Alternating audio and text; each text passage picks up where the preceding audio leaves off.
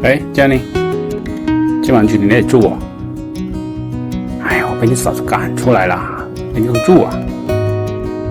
不行，今晚有妞，不方便。这个时候见色忘义吧？这里今晚自己解决。明天我带你去我亲戚村里面，你不嫌弃，那里就房，随便你住。好了，好吧，好吧，明天见。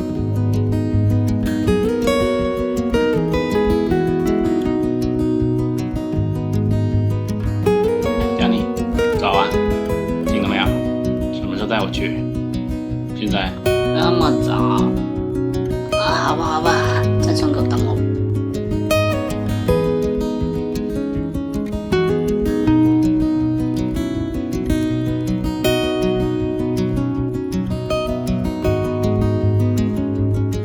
到了。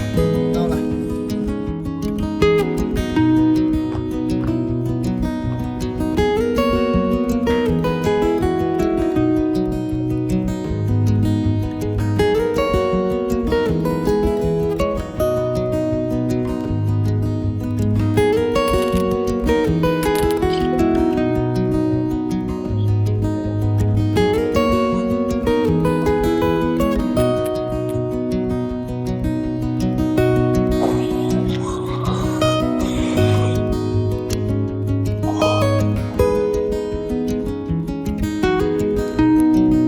哇，好重啊！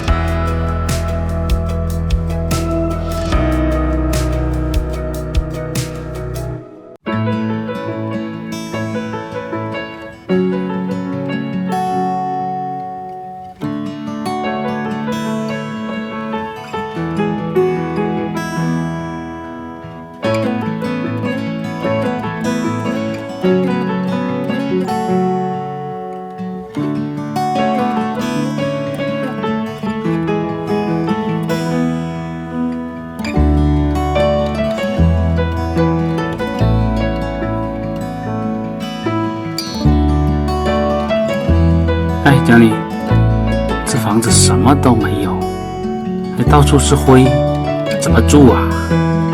房子给你住，你还要全部配套，你以为我是开发商啊？自己去。好吧，好吧。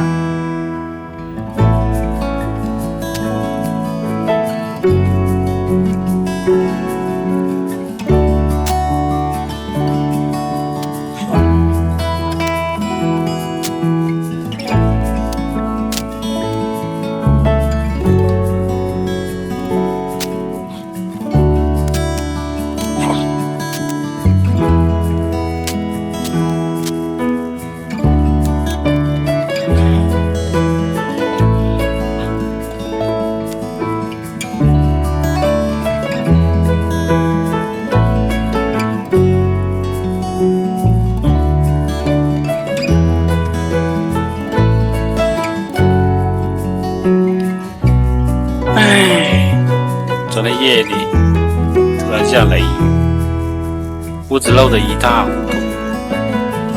于是第二天我决定收拾一下，看能不能住得舒服一点。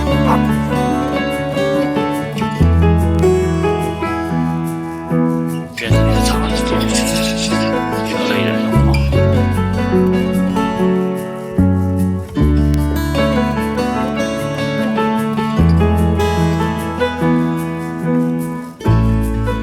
不过有时候，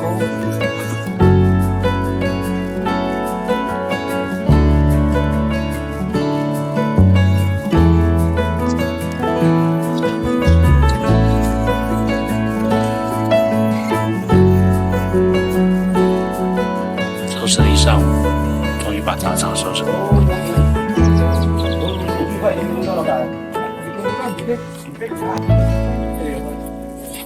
我卤最快。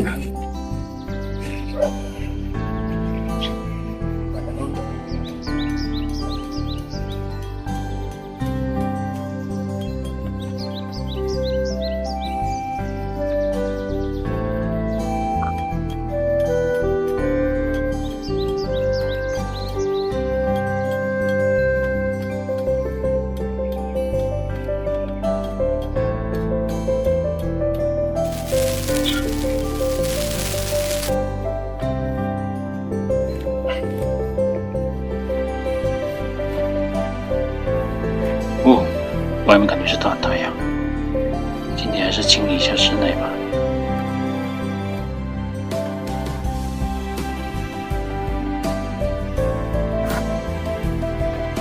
这堵墙应该是拿土黑砖和泥巴砌的，很容易拆。一下子的功夫就拆完了。不过这个砖是真的重，又是个累人的活。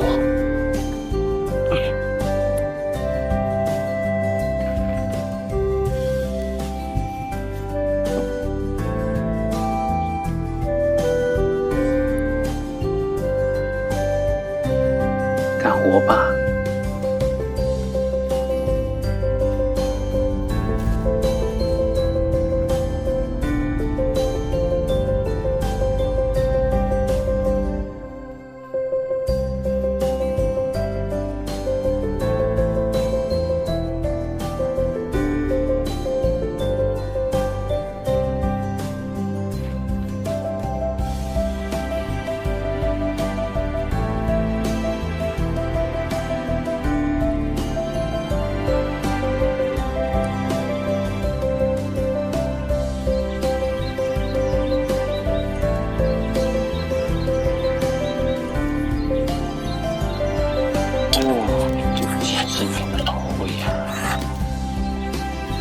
隔着屏幕的客官，你们都要戴口罩。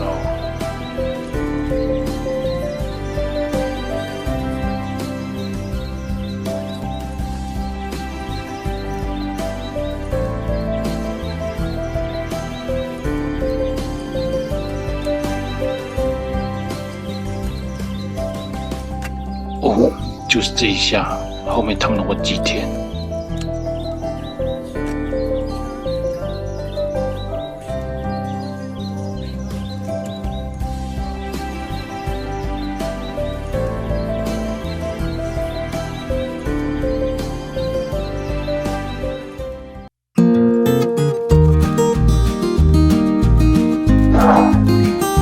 我操，来了！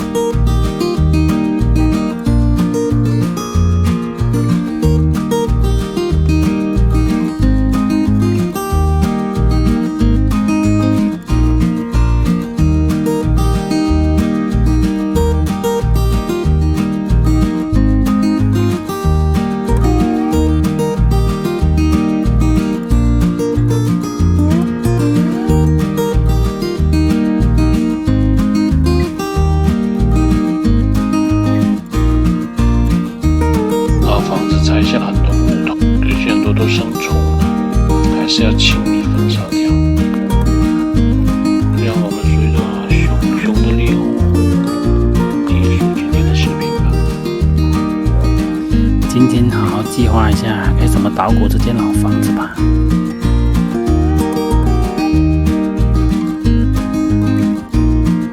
其实这个房子的结构比较简单，中间是客厅，两旁边房间，不过层高比较高，可以做阁楼。中间小院子，日后再说吧。用了1个早上的时间，把设计草图画完了，赶紧屁颠去买材料。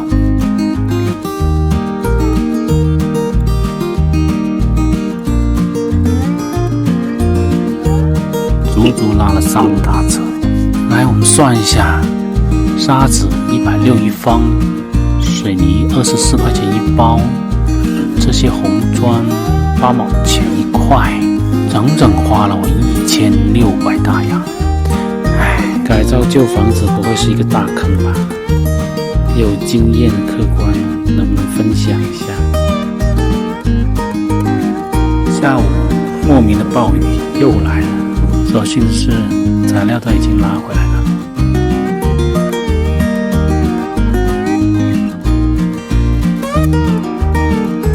静静地坐在屋檐下，看着这美丽的雨景，也不失为一种享受。今天打算把水管和排污管安装好，以后砌墙的时候就可以顺便把它们包起来。日后发现这个方法还是蛮有用的，省去了很多砸墙的功夫。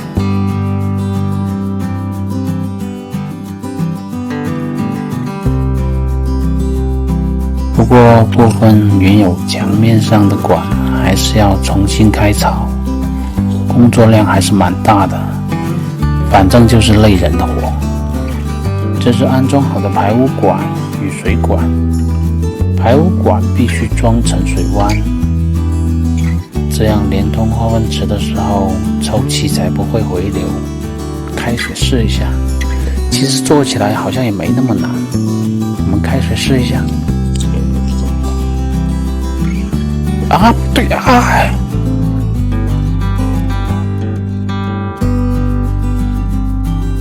哎，真是打脸啊！胶水没有沾好，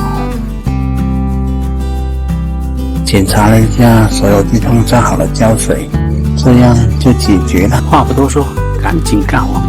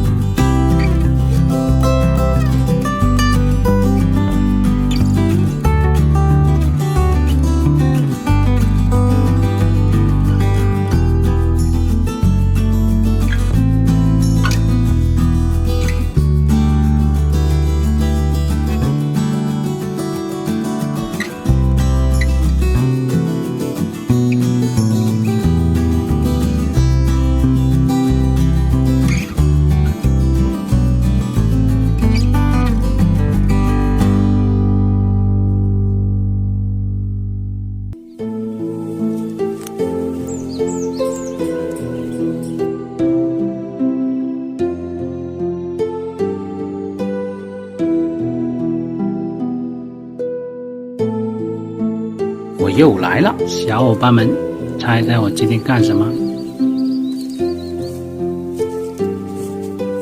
没错，今天贴砖。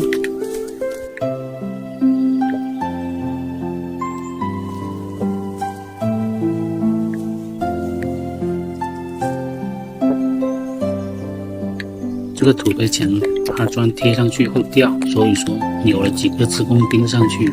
有没有更好的方法解决呢？有的话评论区留言。感觉我的贴砖和师傅的贴砖不一样，像玩泥巴，到处弄得这么脏，咸兮兮的砖，你看这里到上面差这么多，自己去的包，闭着眼睛，自己去的砖，闭着眼睛也要贴完了。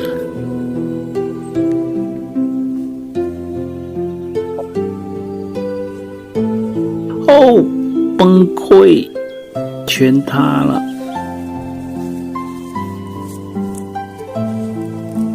不想干了。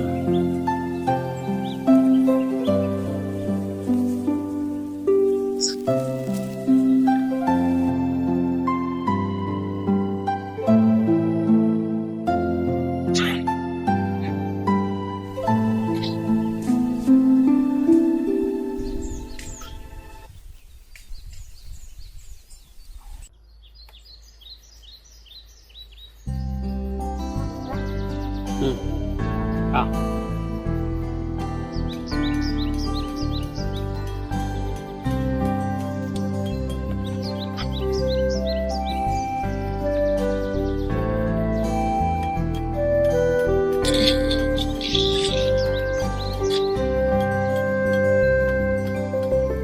倒灌橱柜台面，等干后就拆模了。跟着做下面的层板。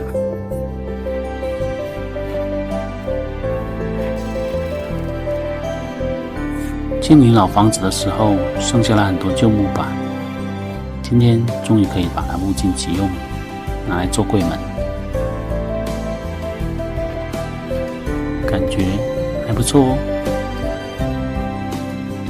刷漆，最后清理战场。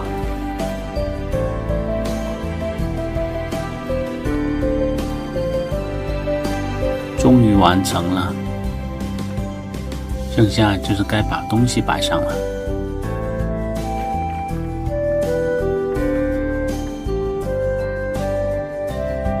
完工，日后终于有了一方天地，可以在这里加工自己喜欢的美食，真是一件令人开心的事情。几天叫师傅过来把阁楼下半部分砌了，顺便把地板也做好。接下来就轮到全能改造王出场。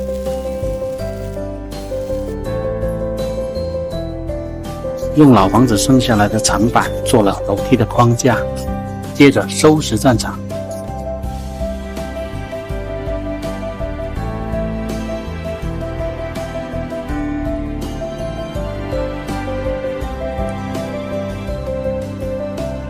墙面我用乳胶漆混合腻子搅拌后涂刷，这种偷懒的方法会不会被大家吐槽？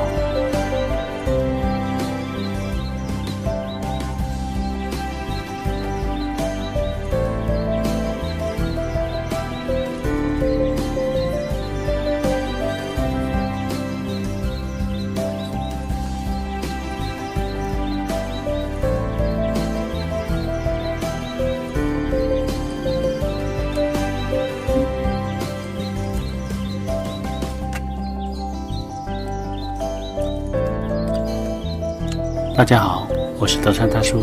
之前在整理房间的过程中，发现阳光穿过窗户射进来，光线特别的美。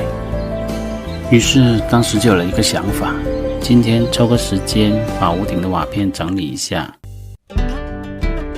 因为有许多漏光的地方，久了有可能会漏雨，还顺便在屋顶上开了个洞。漏光的地方很多，要一一把它整理好。当然事先做好了准备。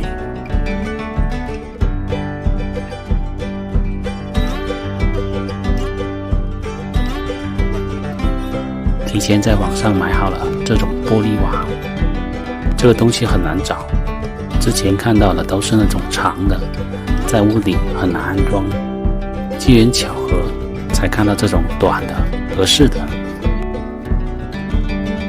因为这个玻璃太薄，日后很容易坏，所以要买多一些备用。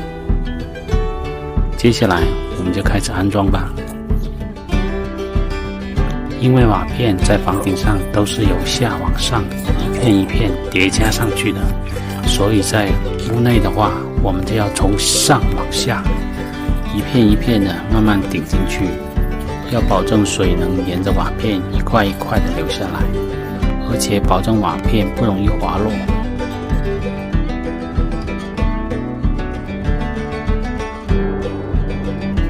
这是一件很考验耐心的技术活，弄不好翻车了，那可就大单了。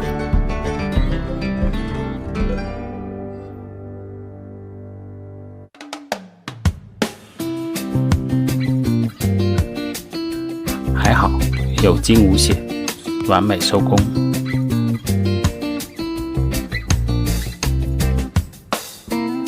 来看一下效果吧。阳光仿佛一道佛光射进来，特别有意思。用一块大板固定在墙上做洗手台的台面，可尝试了很多次都不成功，马上改变策略，用三角支架的形式来做。因为左边的墙是用红砖砌的，比较坚固，所以把受力的点改在这面墙上，中间再用一个正方形加固，正好把水阀和排水口隐藏起来，这样看起来更简洁。因为用了不同种类的木头，所以后期需要调色，把颜色统一。同样是因为墙面的问题，我只能用真皮固定我的实木镜框，然后把它挂在阁楼的底部。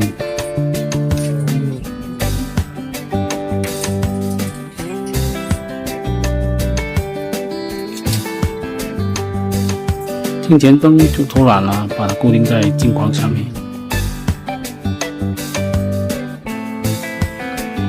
大功告成。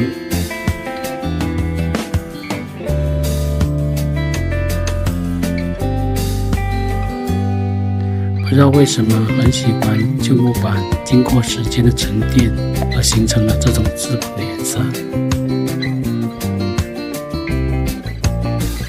因为客厅现在连一个像样的凳子都没有，所以今天把客厅给解决了，迎接我的女神。上期说到土墙上做好立层板，今天想到一个土办法，用木桩打进土墙里做支撑，然后放上100年的废木板，用螺丝固定好。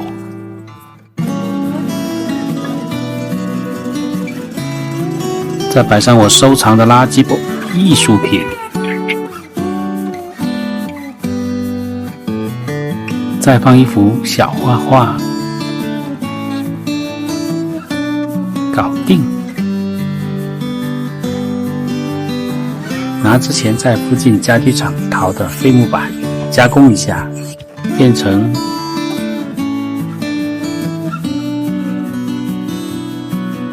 一个小地台。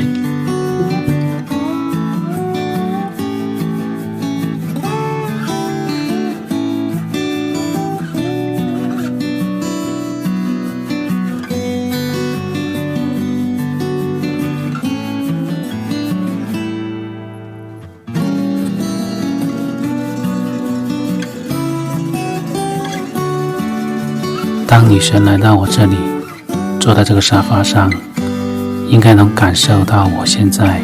之前老房子留下了不少旧木料，正好今天下雨，就决定自己动手做点有用的东西。先把它们裁成需要的尺寸，在这里给大家一个建议，用这些普通的木材做东西，最好在尺寸和形状上面做文章。我们先在原木头上开些榫子，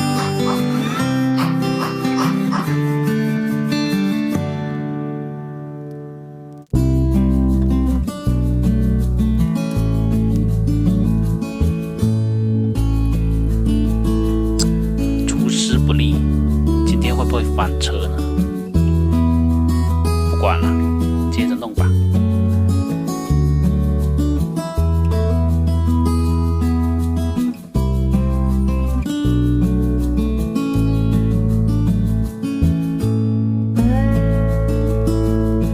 桌腿固定好了，现在我们就要上桌板了。空压机也坏了，不停地在漏气，只能一边打一边拿锤子来敲。看来准备要回到纯手工的状态了。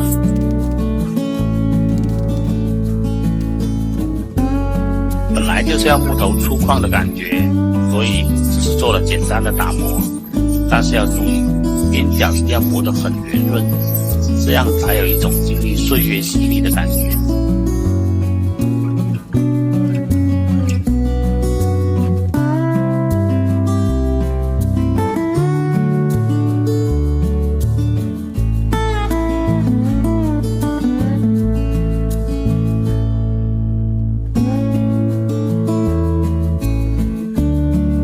在木板的表面再均匀涂抹一层木蜡油。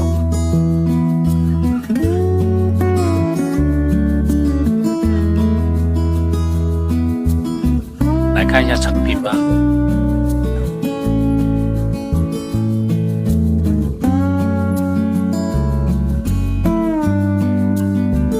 小桌子做的有点粗糙，但恰恰在这样的空间里，它又是那么的自然得体，仿佛已经在这里经历了几十年的光阴，身上写满了故事。小院正好有一个破缸，我想拿它来改造一下。这种缸基本上农村都是拿来装米酒用的。首先我们要在缸上做好标记，画一条水平线，装好锯片就可以开始了。当然口罩是不能少的，不然等下就吃灰了。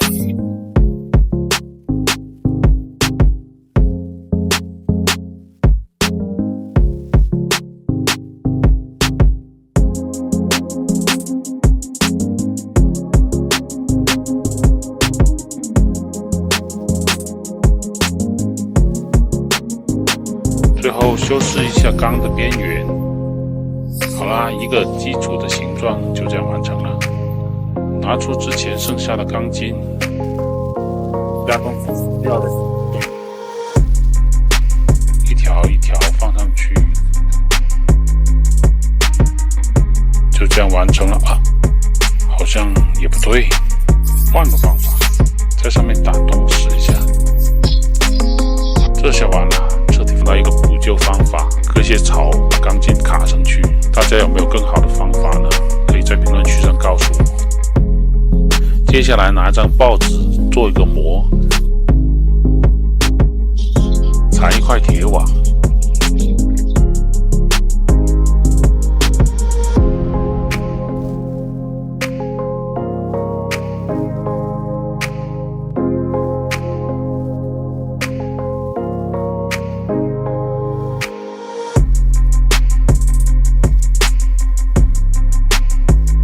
在缸的底部，这样子木炭在燃烧的时候，下面也可以起到一个通风的作用，帮助木炭更好的燃烧。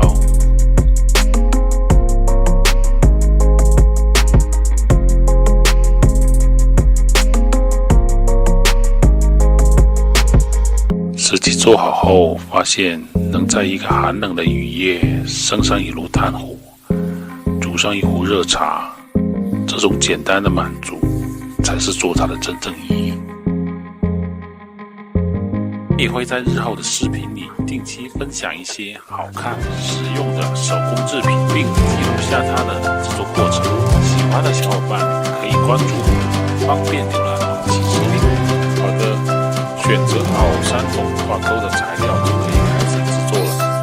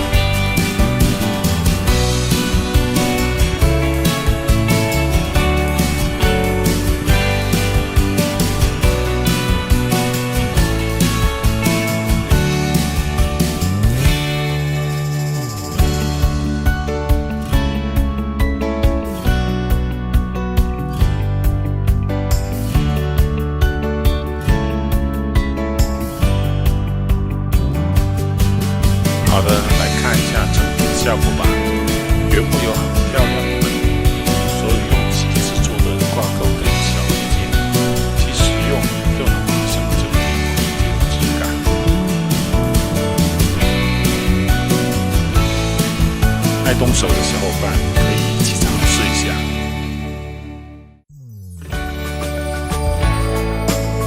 早已经经过了半年的时间，从什么都没有到现在能够满足基本生活需要，其中经历的种种必定铭刻在人生的记忆中。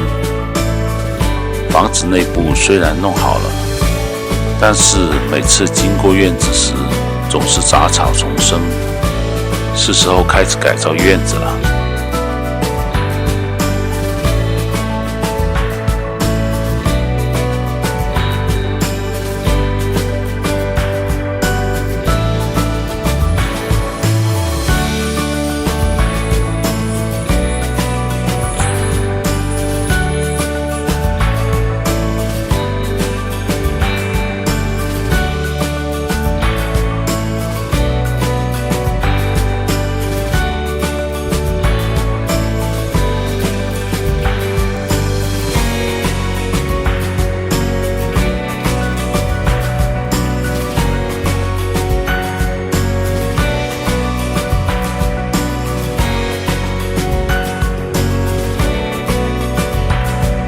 当几十年的灰烬被清水冲刷干净后，露出石板的瞬间，我有点被惊艳到了，佩服上一辈人在没有任何机械工具的年代，用人力造就了这一切。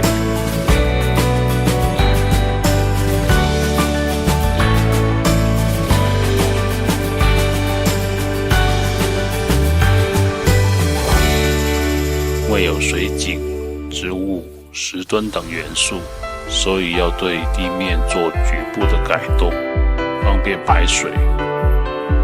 石墩有几十斤重，一个人费了9牛2虎之力，才把它摆放好。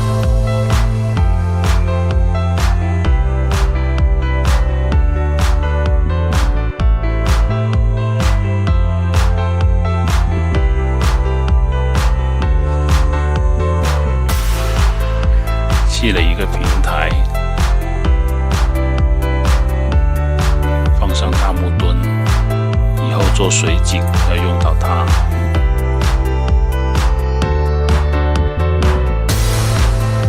到外面找一些植物，太好了，发现一片海鲜。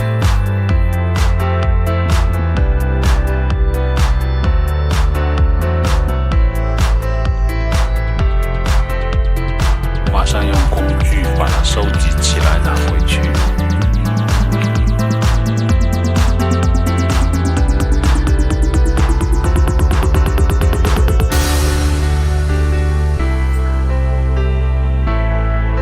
铺好细沙，表面放一点黑土，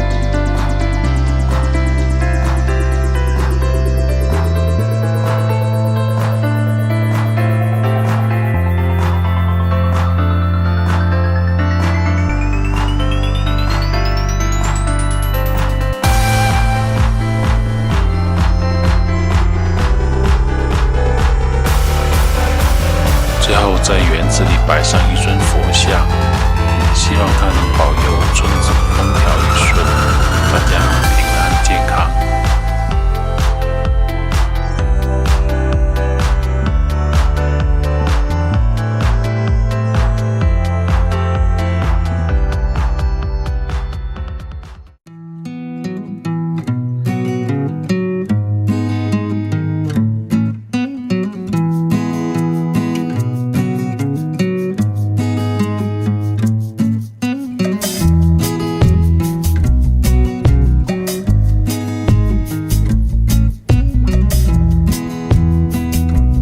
觉得佛像的位置有点孤单，找了一盆春雨放在旁边，这样感觉会不会好一些？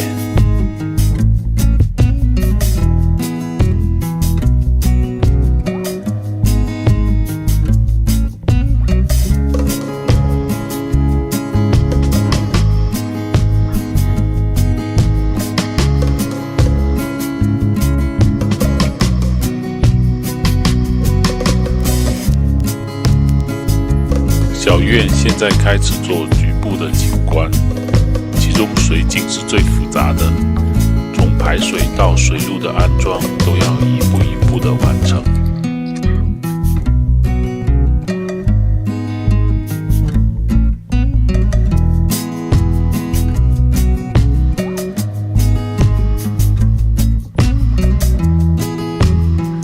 前几天方案还是没想出来，但是觉得水泥色的墙面和环境不搭，于是刷了一个土黄色，感觉舒服多了。这天偶然在路边发现一个破旧的水泥盆，它突然激起了我的改造欲望。我不拿它来做一个水井，放上了一个小桶，用碎石把底部填上，这样方便排水。出去逛了一圈，找了几块大石头，随便摆一下，有些地方不合适，还是需要加工。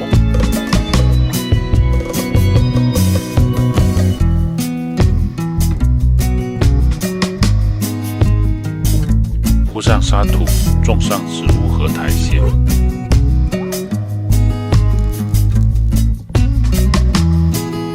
还是要开一个孔，安装龙头，最后桶的边缘拿石头和植物修饰一下。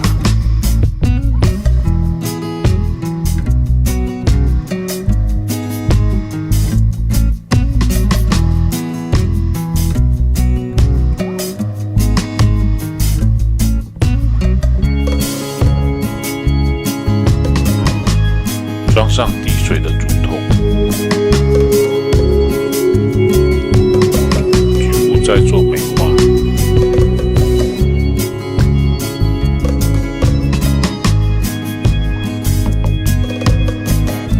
放上一盆小花，好了，来看一下吧。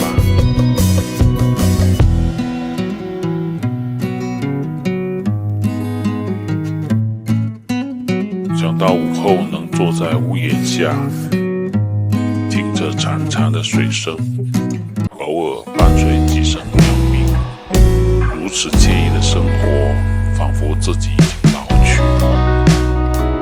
问到我的院子墙面是用什么材料弄的，今天就来分享一下我自制的硅藻泥涂料吧。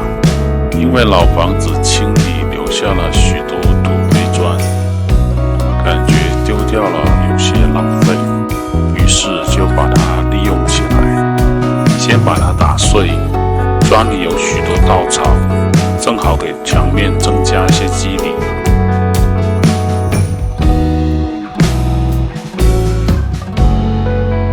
再加入半袋腻子粉，增加墙面的粘度。最后加上水，搅拌均匀。预先把墙面喷水淋湿，把做好的泥巴这样上墙，披刮平整。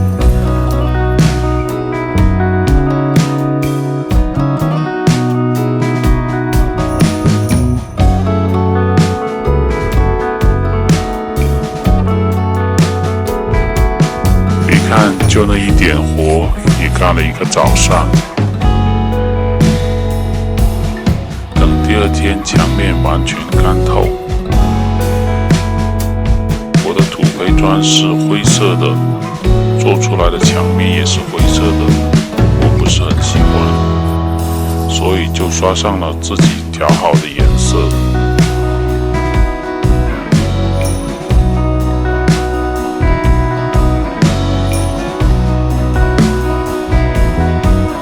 摆上之前捡到的2个木墩，再放上一块破木板，最后放上一口缸装饰一下。傍晚，夕阳的余晖照射在斑驳的墙面上。翻开我82年的日历，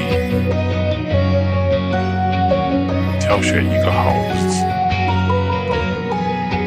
准备做一件大事。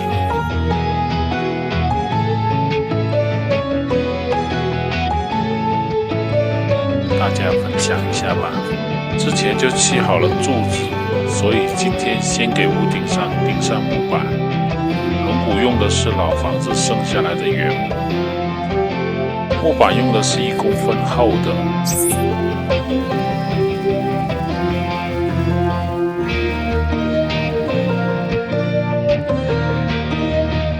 它只是起到支撑防水材料的作用，所以薄一点也没关系。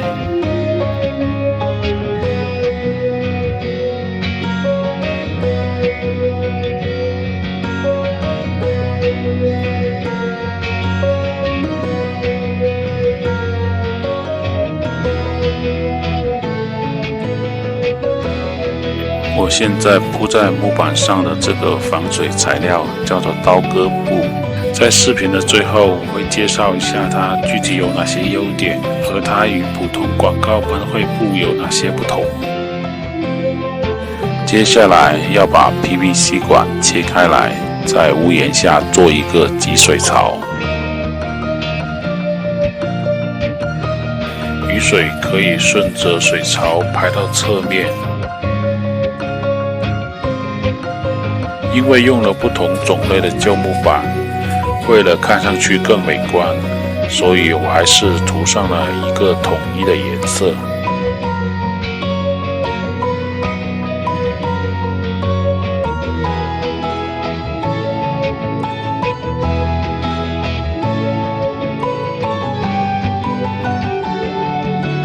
还有最后一步，找一根竹竿，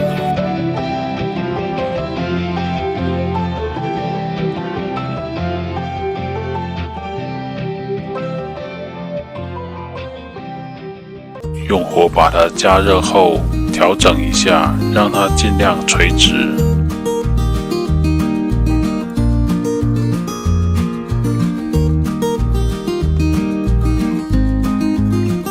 穿上自己做的帘子，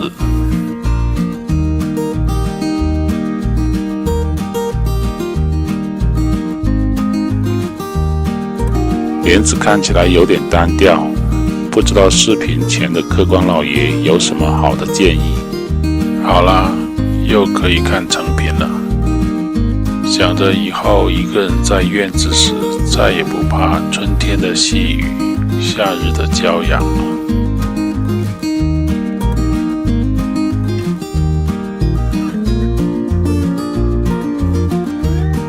普通喷绘布经过一段时间的使用，很快就氧化变脆了，轻松就可以撕开。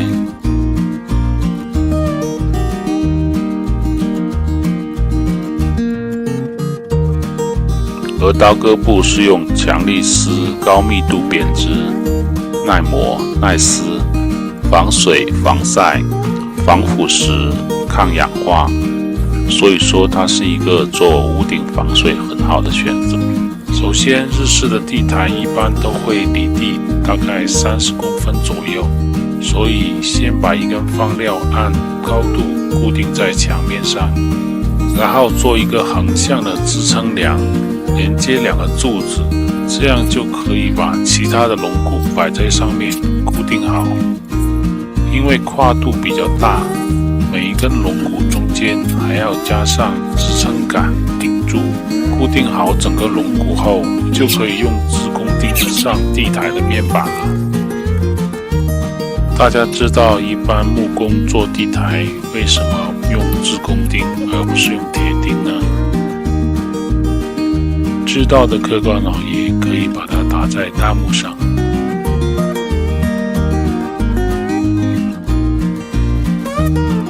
去掉多余的龙骨，封上一块侧板，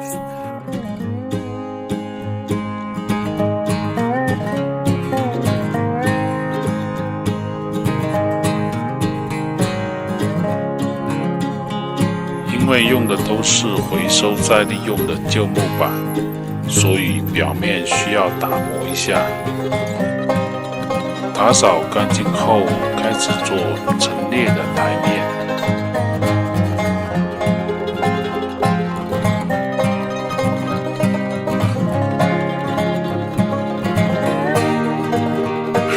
当然，按惯例还是要涂上一个统一的颜色。有些客官老爷问我，都是拿什么给木头上漆的？后面我会出一期详细的视频，介绍一种便宜好用的材料，以及分享我使用的经验。感兴趣的客官老爷可以关注我。拿出我所有的家当，全部摆上。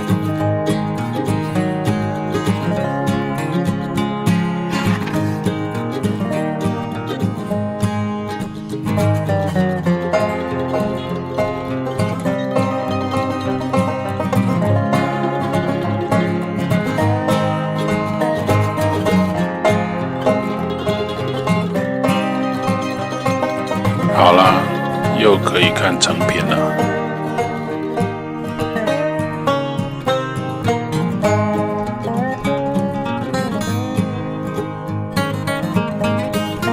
之前有许多客官老爷问我的木头都是拿什么来上色的，今天就来具体介绍一下我用的材料以及如何操作的。跟大家分享的材料叫做丙烯颜料，它的特点是可用水稀释、速干、颜色饱满、抗氧化，理论上永远不会变黄褪色，操作起来也很方便。如果你觉得调色太麻烦，它也有很丰富的颜色可供选择，不过要把握好用量以及和水的配比。可以先拿一块来试验，它干透后不掉粉，抗水洗，不掉色。接下来为了让色彩更明艳，我们可以再上一层木蜡油。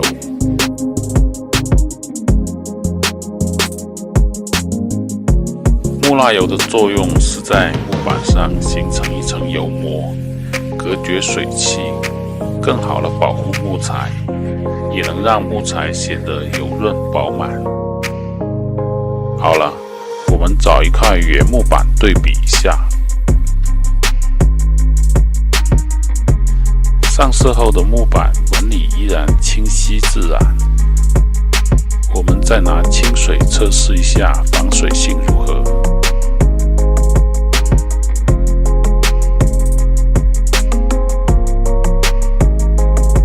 完美。大家好，我是德山大叔。今天到旧货市场淘了一个实木门，淘来的旧木门原来用的是传统的荷叶，我买的是子母荷叶，没办法，只能重新开槽。寒假到了，村里的娃都放假了，因为我不在的时候，他们喜欢跑进来玩，每次都弄得乱七八糟的，我又不好说他们，所以决定还是抓紧时间把大门做好吧。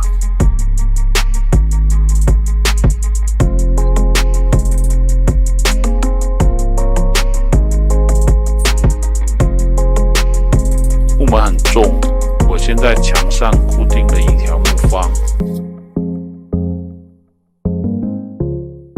这样才方便定位安装。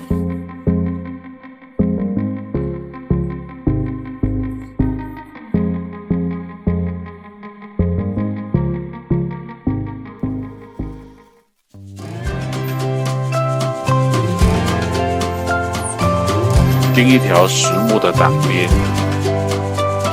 这样关门时才不会看到缝隙，比较美观。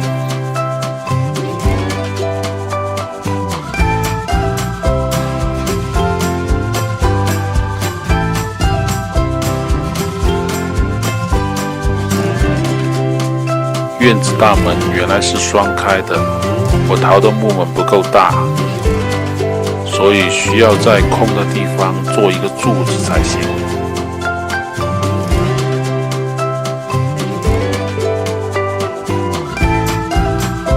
因为喜欢日式入户门的感觉，所以我选择了横向的木板拼接。虽然比较花时间，但是效果应该不错。后来证明我这个选择是正确的。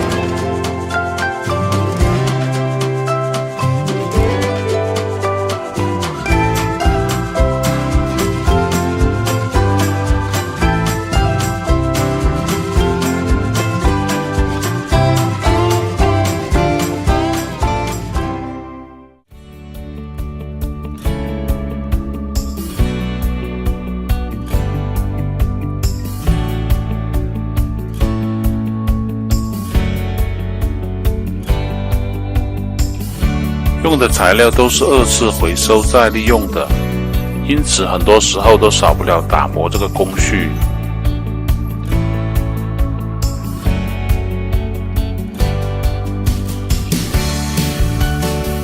顶上差一点，拿实木板来封。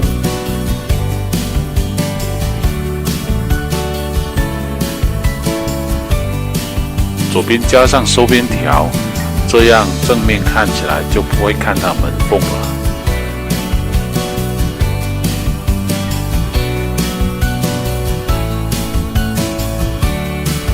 轮到两边的柱子了，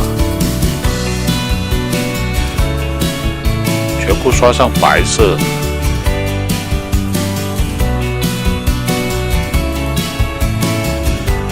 整体看起来更协调。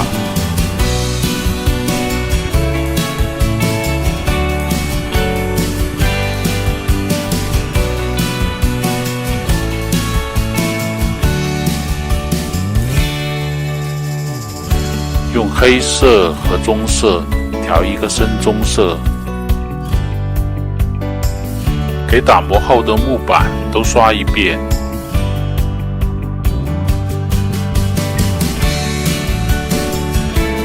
刷过后的木板整个都变得高级了。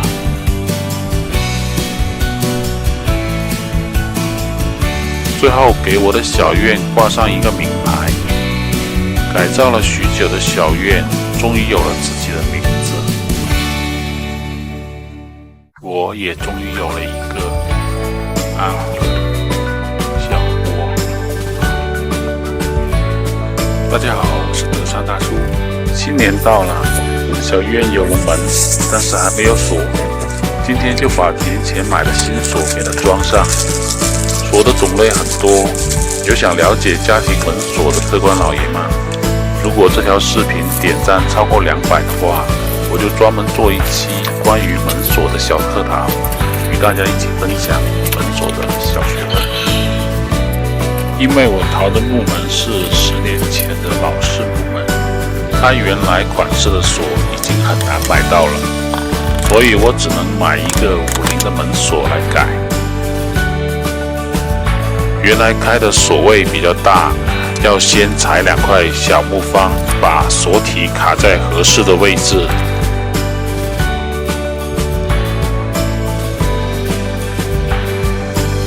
锁体的锁孔与原来的锁孔位置不一样，所以还要改一下孔位。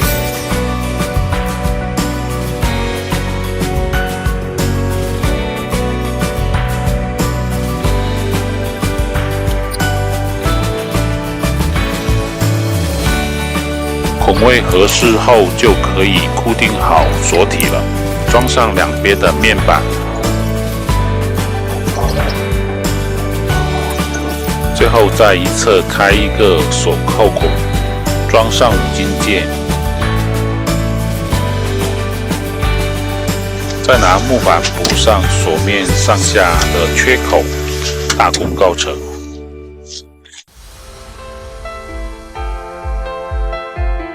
新年在农村不能少了仪式感，自己动手写个福字贴吧。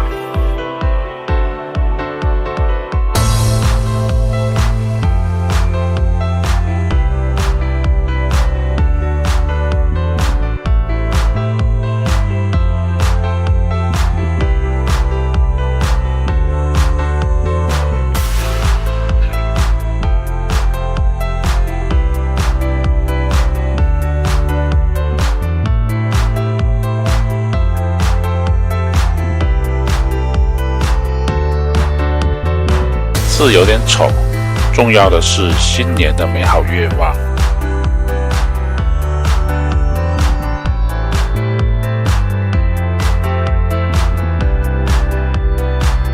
把福字给贴上，并在这里祝各位客官老爷新的一年虎虎生威，四季平安。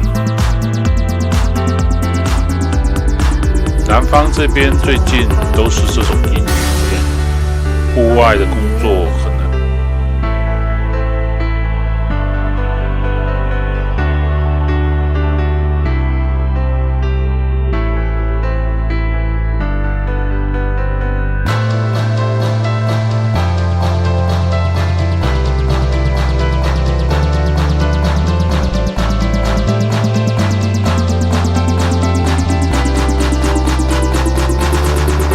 这时候，村里的老表也过来跟我拜年。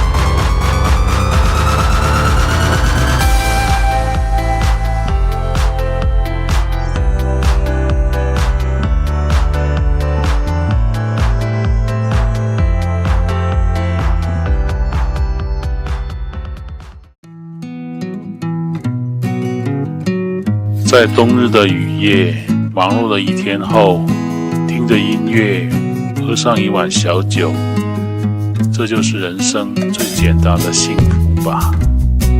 是最大的一个木材加工厂。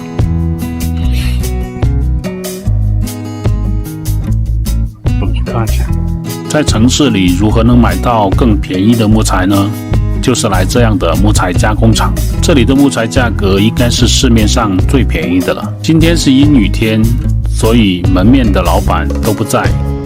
但是市场最有意思的地方还是在后面的加工厂，里面能看到各种尺寸的原木。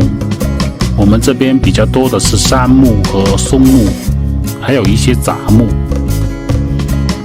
这里会根据老板和客户的要求，把原木加工成需要的尺寸。原木会被钉在滑轨上，先去掉木皮部分，然后按厚度来切割。小伙子很年轻，但是手法很娴熟，和大姐的配合也非常默契。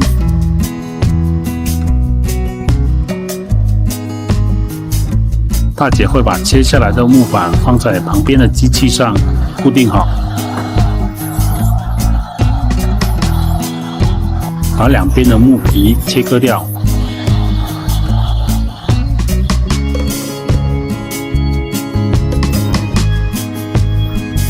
这样就基本完成了。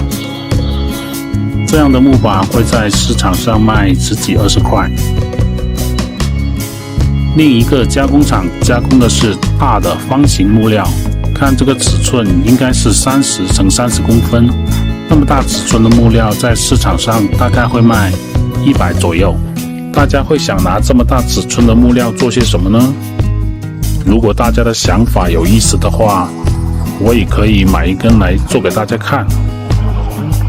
接着逛，发现一处全是超大木头的加工厂，目测最大直径都有80-90公分，不知道都是些什么木头，看树龄大概都有几十年了。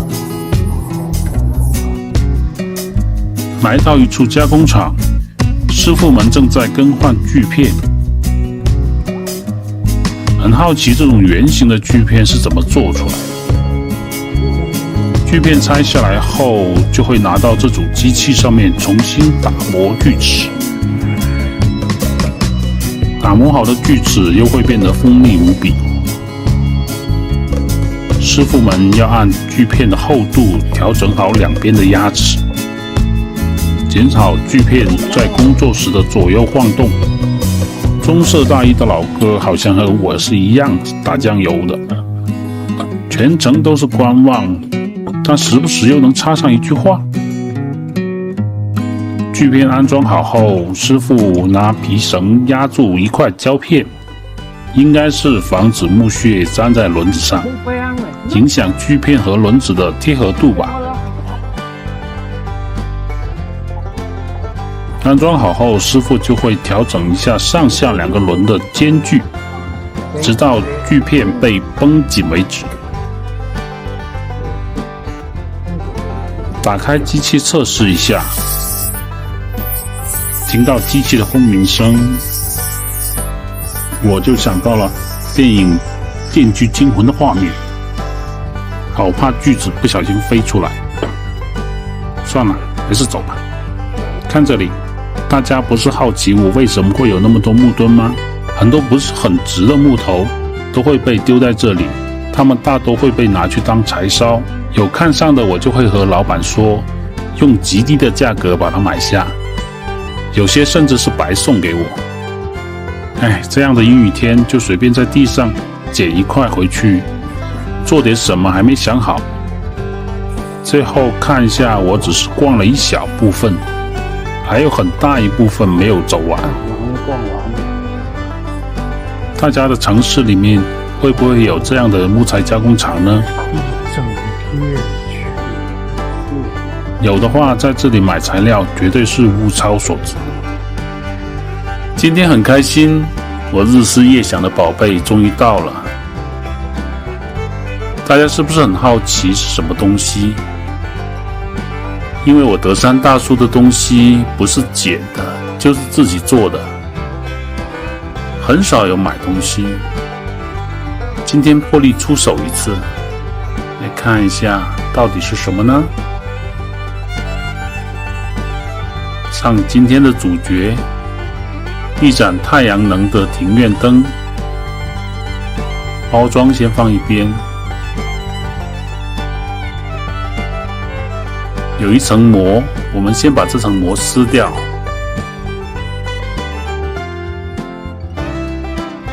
因为灯里面有玻璃的材质，膜包的比较紧，一点一点小心的撕开，露出整盏灯的形状。用手划过去，有沙沙的响声，质感不错。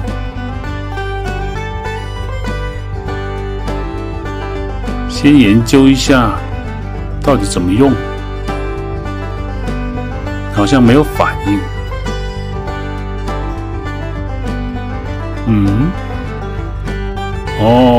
原来电池里面有个电片，但是好像也只是亮了一下而已。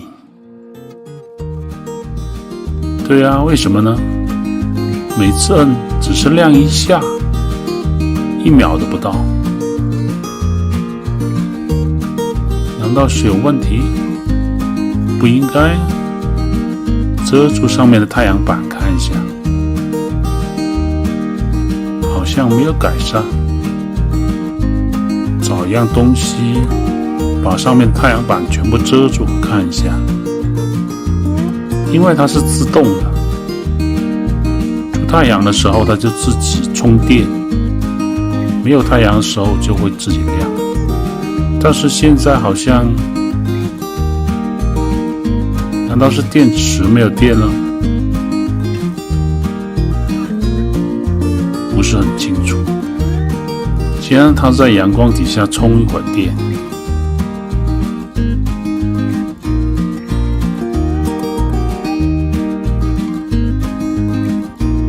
感觉自从有了这盏灯，整个小院都更有情调了。天黑了，也充了一天的电。我们试一下。灯亮了。我们再把我的台灯打开。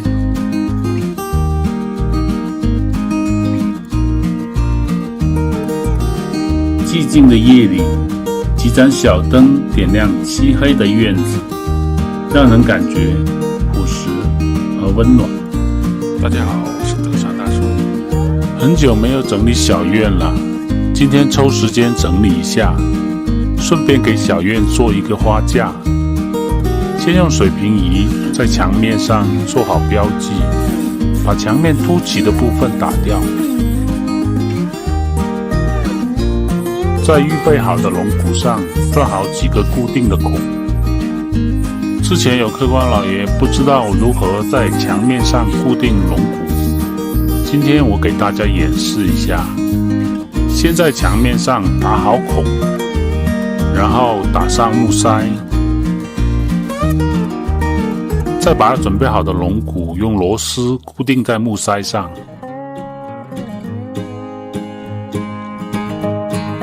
这样就可以把需要的龙骨固定在墙上。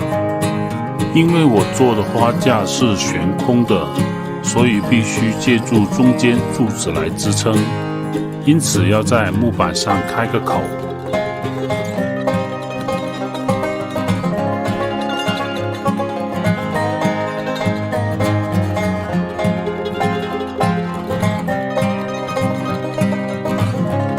再准备好一块侧板，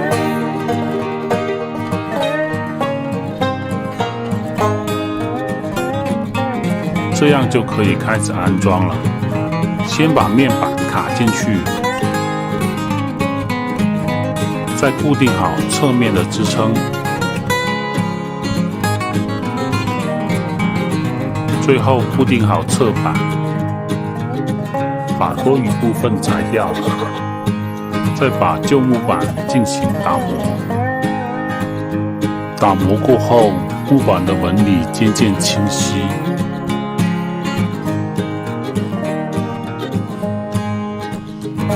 因为是在户外使用，所以还是要上一遍清漆。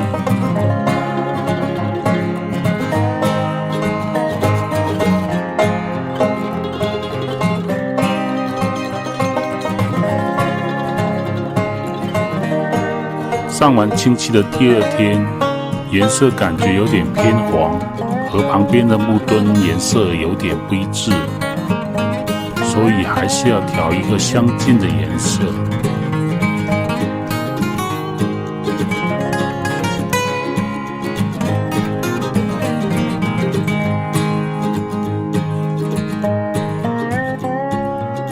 在外面找了一些路基石，修饰一下花架的边缘部分。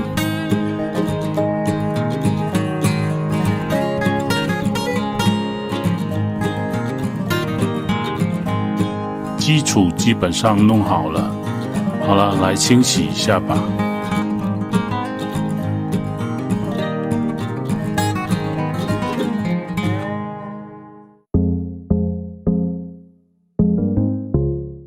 清洗干净后，可以摆上植物了。摆上我这几天收集的一些植物。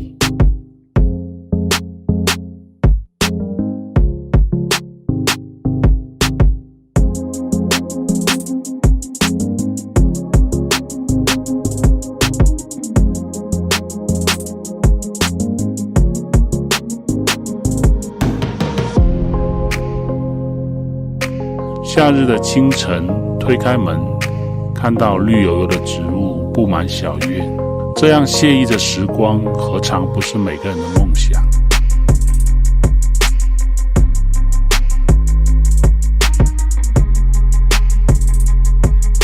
大家好，我是德昌大叔。每次改造小院都会剩下一些木料，这些木料都是已经经历了几十年的，丢掉有点可惜。所以说我都会把它收集起来。这次我就把收集到的比较小的木料做一个小玩意儿，先按照尺寸裁4块小的木料出来，依次把它做成个椭圆形。刀切的切口比较粗糙，所以说要进行一下打磨，把它磨成一个比较圆润的椭圆形。拿一块上次花架裁下来的木板，也画一个椭圆形。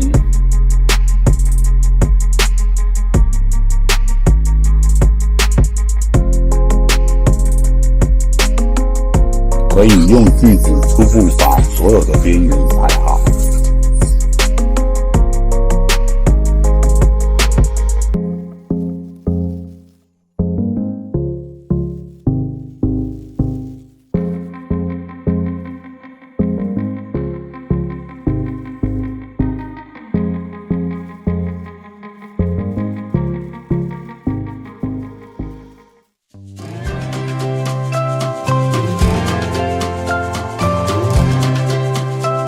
裁好之后，再用砂轮机把边缘进行打磨。我喜欢椭圆形的，所有的边缘我都会把它打得很圆润。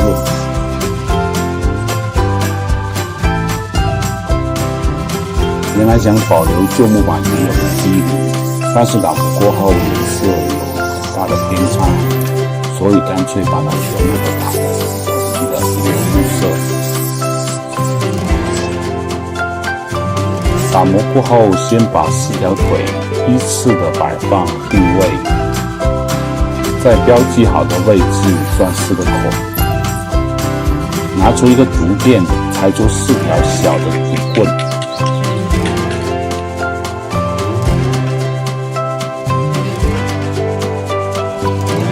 木棍的大小正好可以穿过开好的孔就可以了。当然，4个腿也要开孔。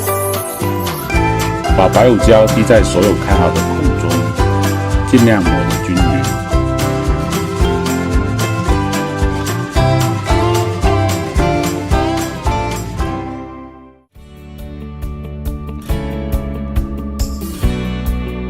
把小木棍插进孔中，用力敲打，使它穿过原来的孔洞。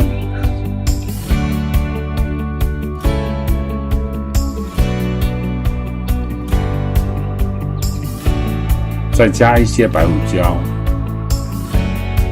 这样子它会粘得更牢。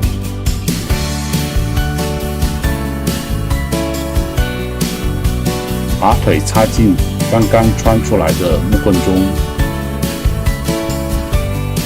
用力敲打，使它尽量贴合。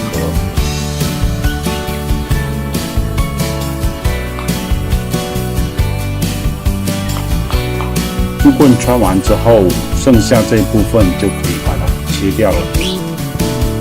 切完之后，我们再对表面进行打磨。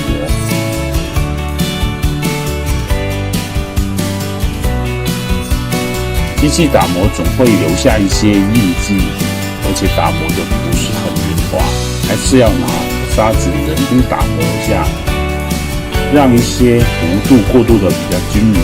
打磨好后，乍一看感觉有点像小板凳，觉得不行，还是要上个色吧。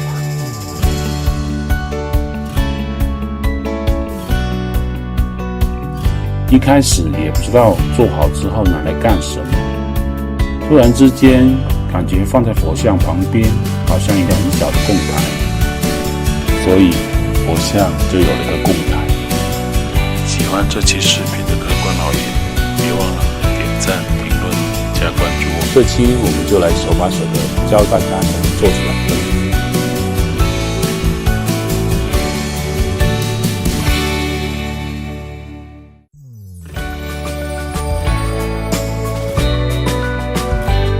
这个金属配件网上应该有的卖，但是凡是自己能亲手做的，我一定都会选择自己亲自来。这也许会增加不少工作的步骤，但是手工的乐趣往往就来自于这些自己亲手制作的过程。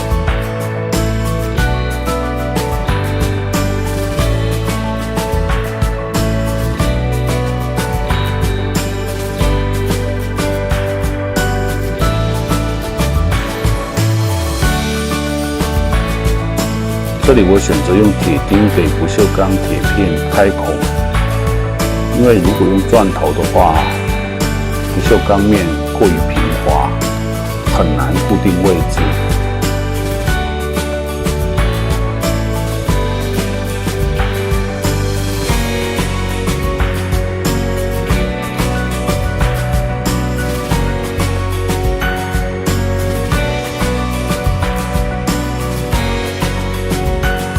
配件加工好后，我们就用它把玻璃瓶固定好。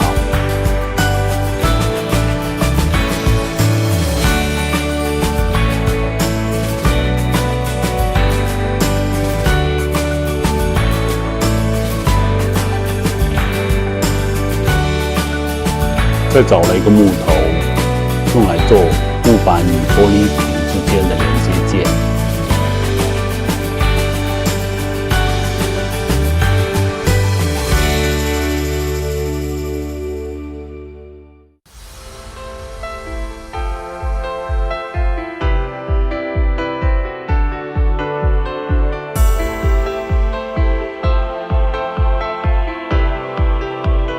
加工好的木头需要用电钻把它钻穿。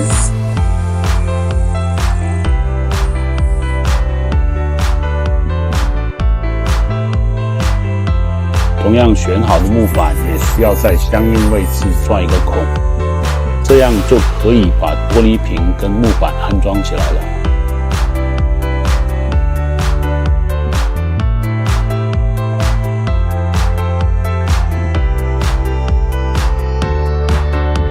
裁掉多余部分的螺丝，我选择用一个废弃的不锈钢铁锅，把它裁成圆形。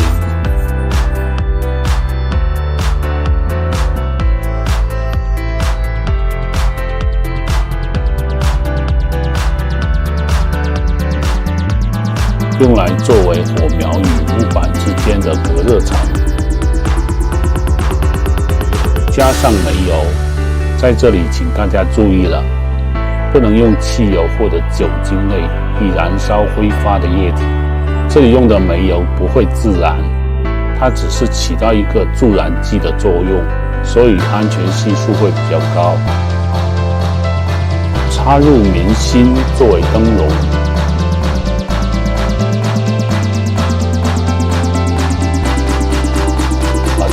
在大门口旁边的墙上。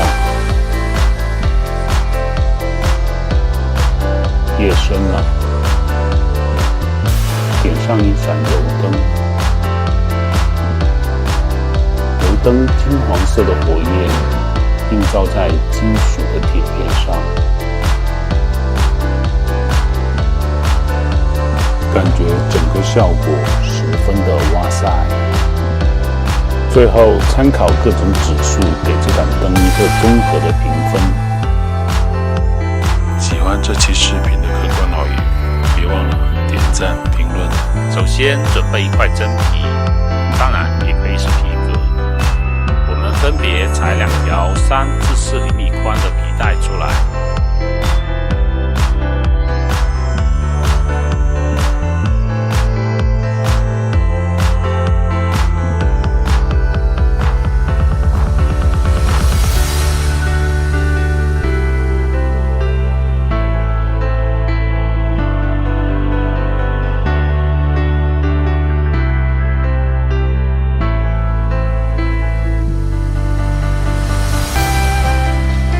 裁好后，把2条皮带对折放平，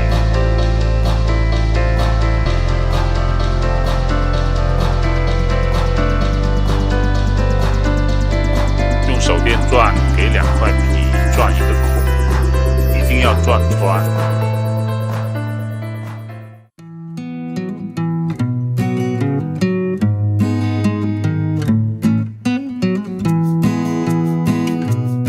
钻好后，我们再在墙面适当的位置用电钻再钻2个孔。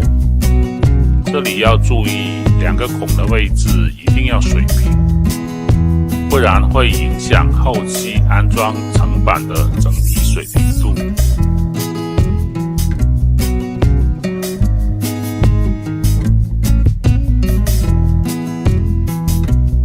接下来还是准备2个木塞打进墙面，这样就可以用螺丝把皮带穿起来固定在墙面上了。这里用的螺丝尽量长一些，保证它的力度足以支撑木板的重量。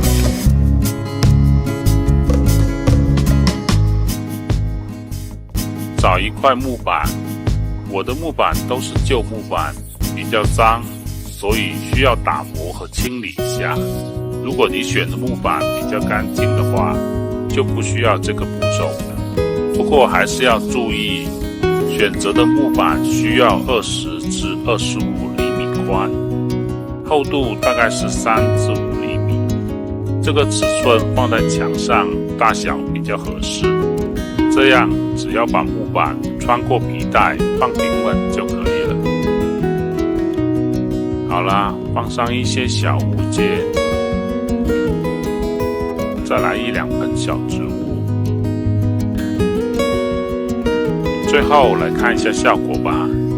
原本单调的墙面加上了一块层板，使得整体的空间有了层次感，这样就可以吸引更多的姐妹来我这里喝茶了，想想都开心。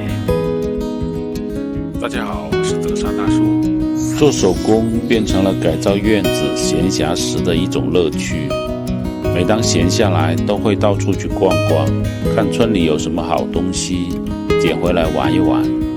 今天就到了破房子，捡了一根老木头，做一个复古的小摆件，比较简单，就不讲解过程了，大家来一个沉浸式的欣赏吧。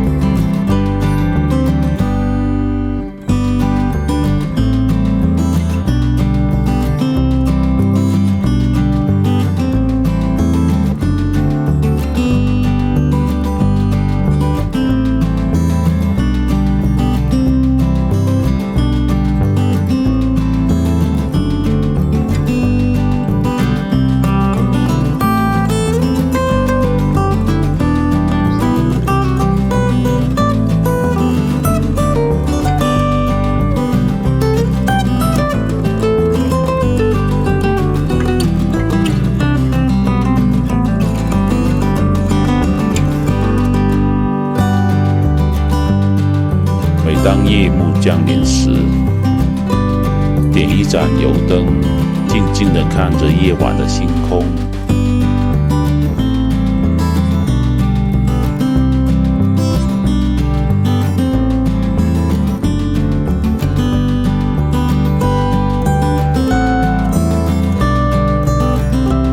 品一壶清茶，看一本老书，回归原始的生活，这也是一种难得的体验。喜欢这期视频的客官老爷。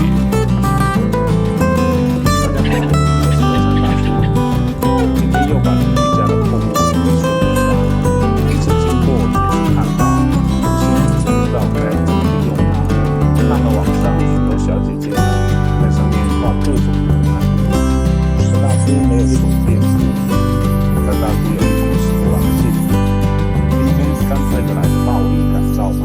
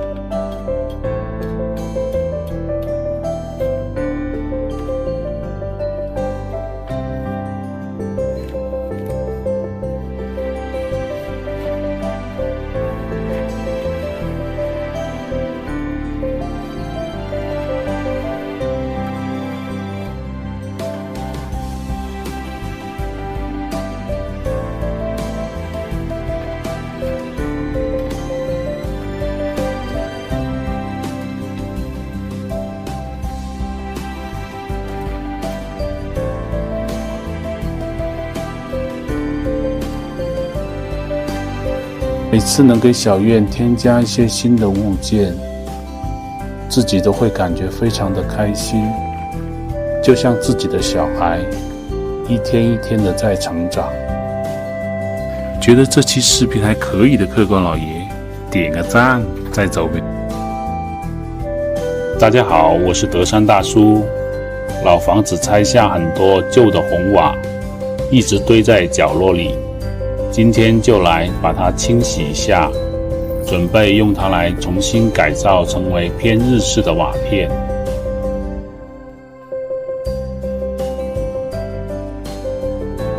这种瓦片应该都是以前手工倒胚做成的，因此每一块都有不同的瑕疵。但是正是这种不规则的瑕疵，赋予了每一块瓦片独特的生命。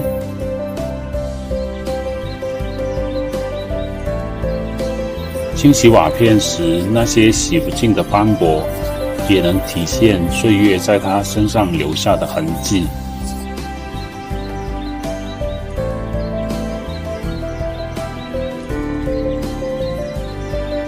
制作过程正式开始。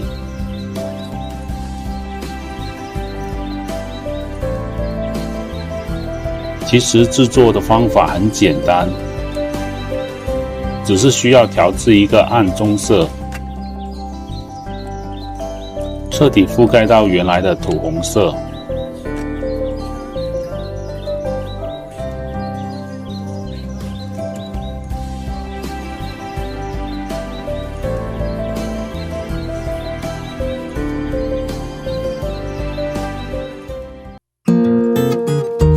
丙烯颜料只是改变它表面的颜色，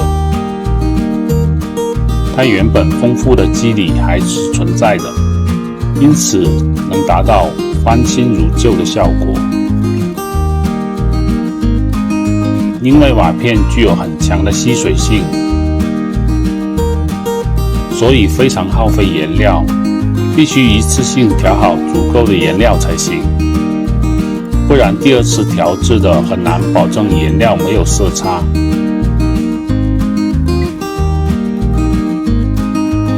这些瓦片我是计划拿来做一个日式的瓦岩，但粉刷完的瓦片还需要等待阴干才能使用。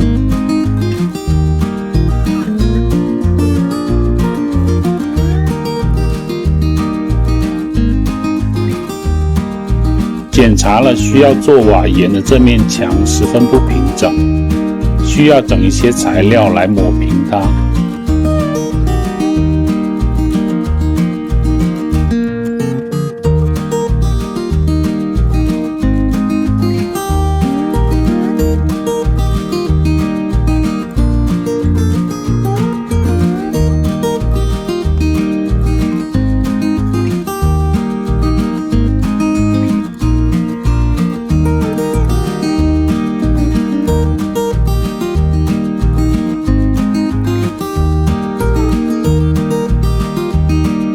初夏的天气开始热了，在户外工作，做了半天，已经汗流浃背。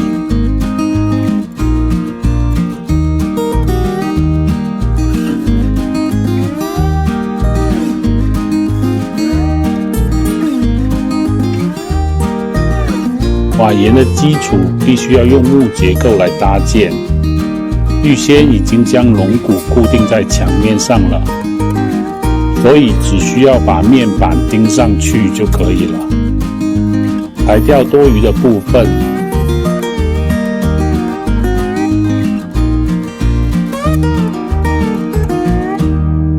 量好侧面需要的尺寸，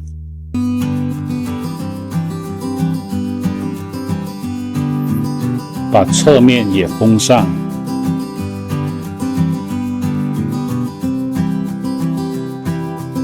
再在龙骨的下面做2个柱头，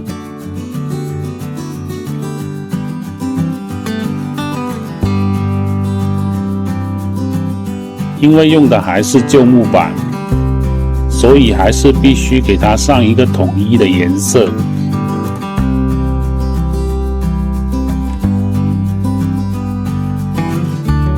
这时候瓦片已经干透了，这样就可以把它摆上去了。在背后钉上一块固定的板，就大功告成了。来看一下效果吧。古朴质感的瓦檐搭配泛黄的墙面，会不会让人联想到旧时的岁月？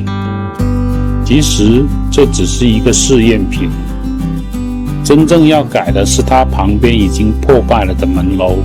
大家觉得如果用这种方式来改的话，效果如何？还是说大家有更好的方法？求大家给个建议吧。大家好，我是德山大叔。之前老房子里面拿了几块破木板做了张桌子，然后就什么都没有了。今天打算做一个地台，还研究出了一个非常好用的技能，先按惯例给地台做一个龙骨，再钉一层面板，方便在上面钉木板。我选的是3公分厚的本地杂木，后面证明这个选择无比的正确。钉完木板后，照例又是烟尘满天的打磨工作，真担心经常这样做会得尘肺病，以后还是尽量不要了。又到了上色的环节，这次选的是棕色，加了点黑色。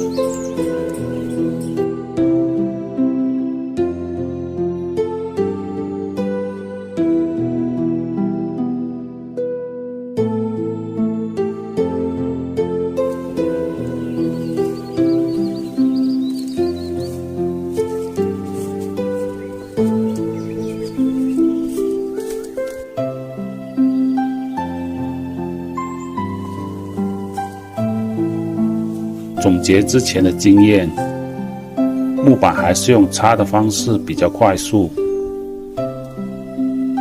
这次我追求的是做旧的效果，所以选用了纹理比较丰富的杂木板。通过简单的涂抹，木头的纹理就显现出来了。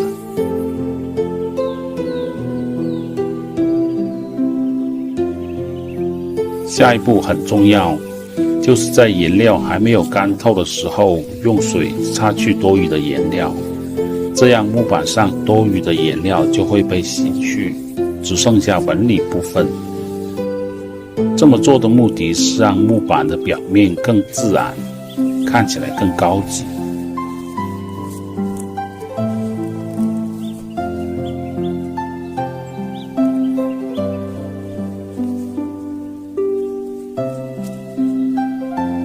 等水分风干后就可以使用了。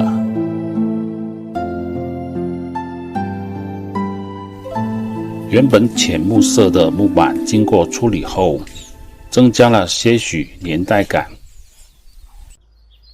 更重要的是，对于我这样的独居懒汉来说，更耐脏，更好打理。在这些繁琐的事情上少花点时间，用来做别的，它不香吗？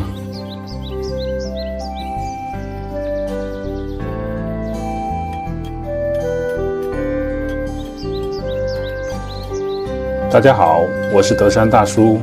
前段时间想买一些装饰画，装饰一下房间，谁知道都好贵啊，于是决定自己做。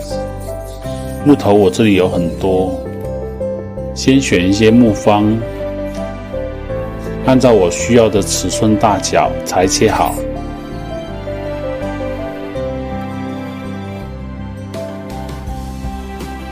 把所准备好的木方全部切45度备用。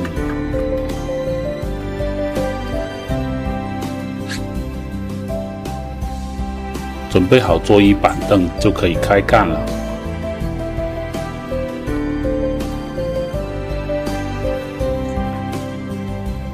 先把所有切好45度的位置涂上白乳胶。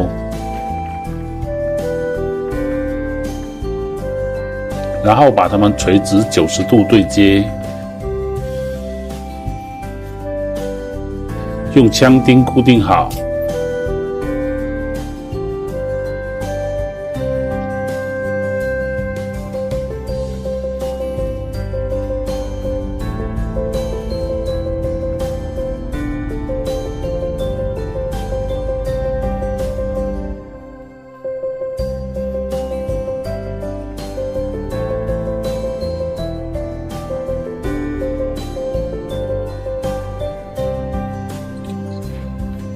大的相框因为跨度比较大，容易变形，所以必须先预制好一个90度的夹板，涂上白乳胶后固定在4个角上，防止它日后变形。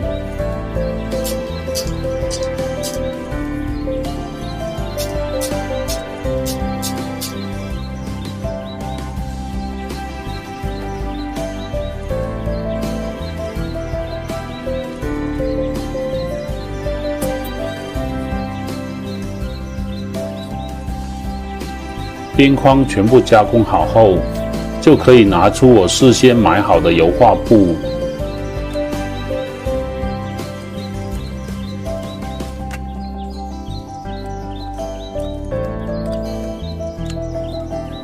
按它们的大小裁剪。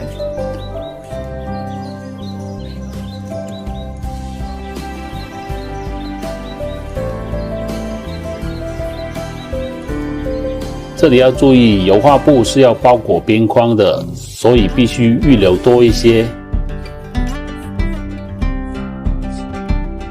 固定的方式是先在4个边框中心点固定好油画布，这样可以保证固定时油画布不会走位和钉偏。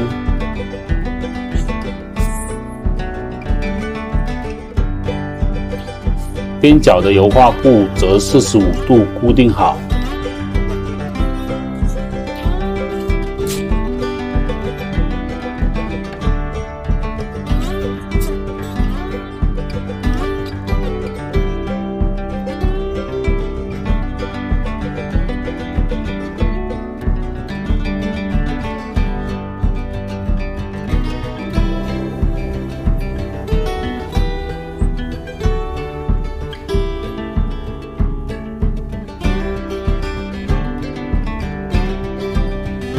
大的相框也以同样的方式固定。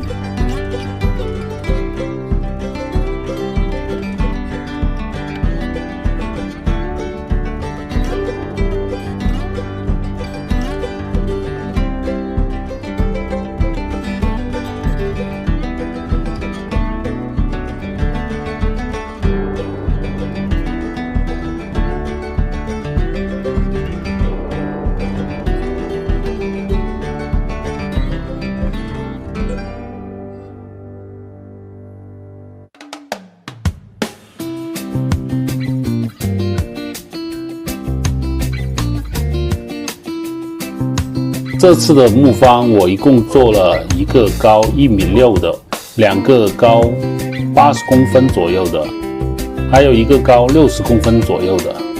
成本我会打在屏幕上供大家参考。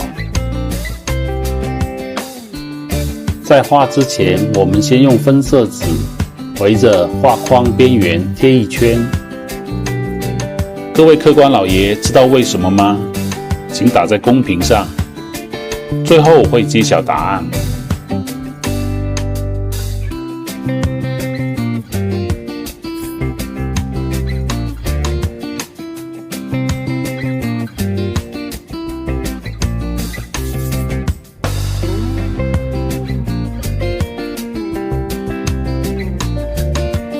因为做基底需要石英砂，我没有买。这次我打算用锯末来做，不知道效果怎么样。反正物尽其用，不浪费吧。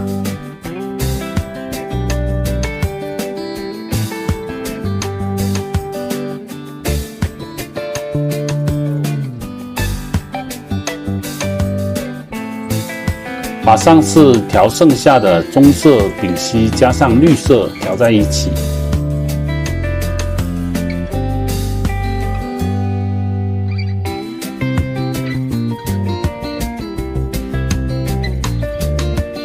再用白色和绿色调在一起，加上锯末调和好就完成了。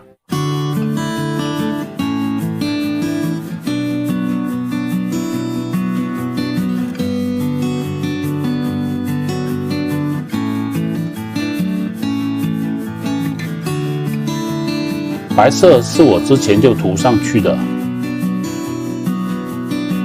先来画一些深绿色。也不知道该怎么画，反正自由发挥吧。因为画的时候无法控制边缘横平竖直，所以会乱乱的。这下大家知道分色纸的作用了吧？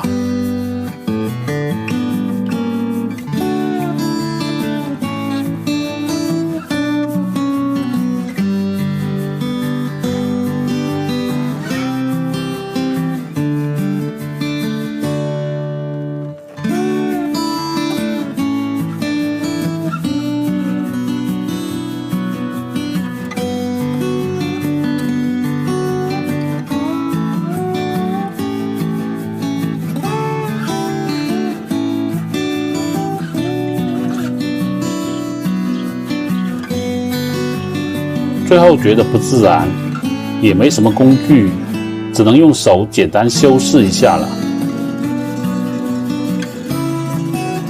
撕掉分色纸后，画面丰富的肌理和浓郁的色彩立即展现出来。不过水平问题，画得不是很满意，大家觉得呢？觉得好看的请扣1，觉得丑的请扣3894622。先把原木打到土墙上做支撑，因为下雨天后墙有时候会渗水，所以保留原来的泥墙，它有一定的吸水作用。先把墙面打湿，然后就用之前介绍过的自制硅藻泥均匀地涂抹在墙面上。因为制作时已经加入了带有粘性的腻子粉，所以它能很好的附着在原来的泥土墙上。不过要保证墙面的湿润，干得太快的话容易开裂掉落。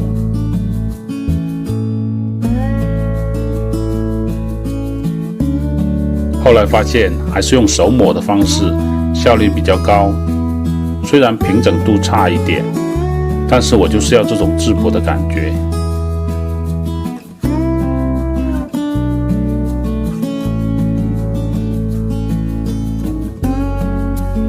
为老房子特别选的乳胶漆也到货了。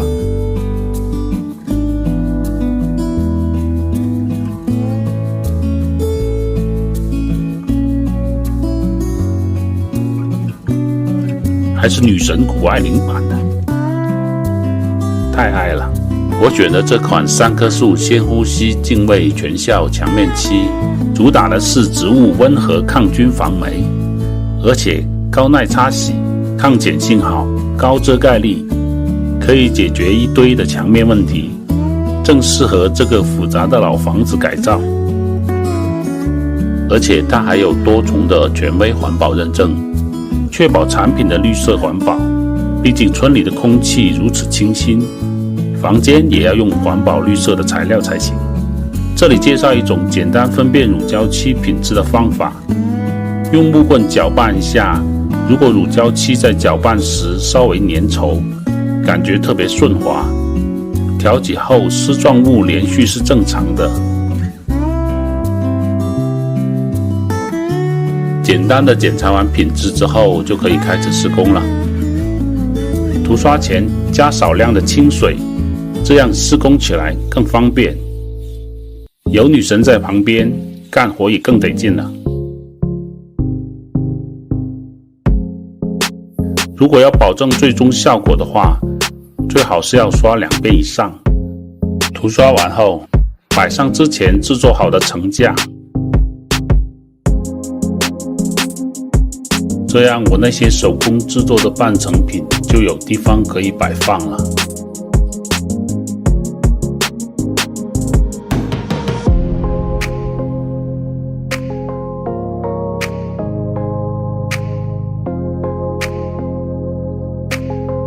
最后感觉是不是有了一点工作室的味道？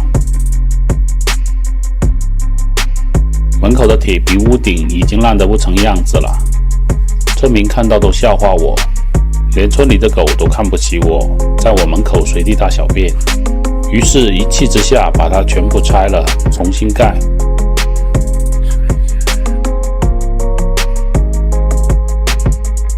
先找几根老房子剩下来的原木，按需要的尺寸裁好。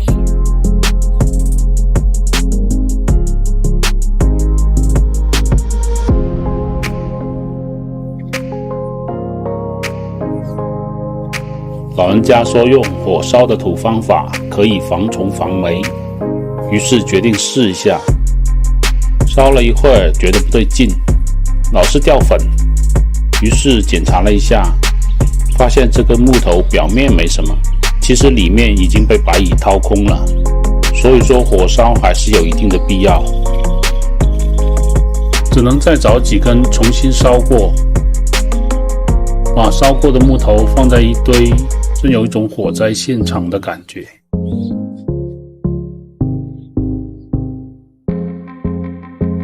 木头表面的炭灰都要刷掉，不知道是不是应该这样子操作，但这个活确实是一种折磨。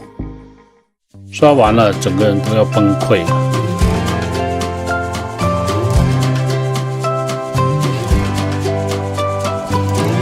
变身传说中的白手套。刷完了木头，还要上一遍清漆。新老方法用在一起，这样应该顶个10年8年不成问题。各位客官老爷觉得这样靠谱吗？靠谱的请扣1，不靠谱的爱扣傻扣傻。第二天，我们把原木全部架上，后来发现忘记算了纵向的支撑梁，于是去买了10公分厚的建筑用旧木方。这种材料都被水泥泡过，应该有一定的防虫作用。后面我再刷一遍漆，应该就可以了。反正也管不了那么多了。我也是第一次盖瓦，摸索了很久。村里的老表也过来指导了一下。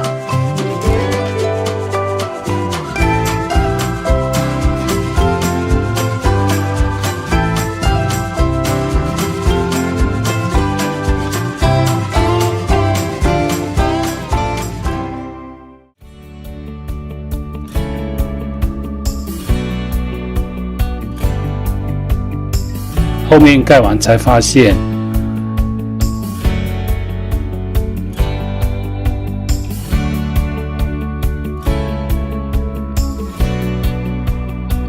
里面的瓦不够用了，外面都刚刚好。于是第二天就挨家挨户的去找，最后找到了10几块，勉强够用。把用来封顶的三角瓦也刷上颜色。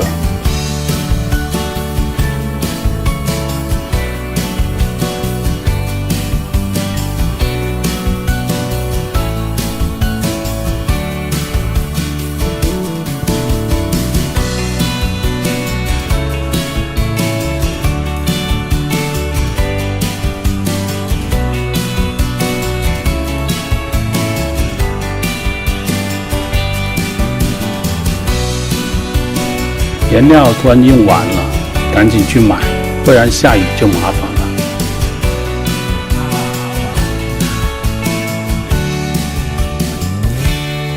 可是最终还是没有躲过，只能等雨停了再刷过了。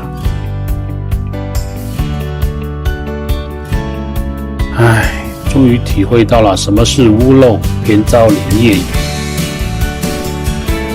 不行，害怕木头全部被淋湿，还是冒雨把剩下的瓦全部盖上吧。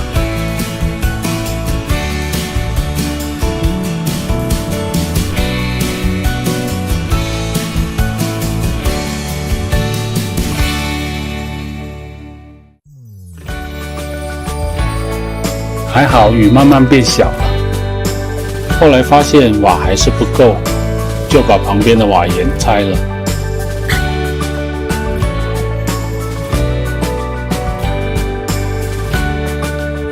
顶上的瓦因为手有点短，所以够不到，只能借助工具帮忙。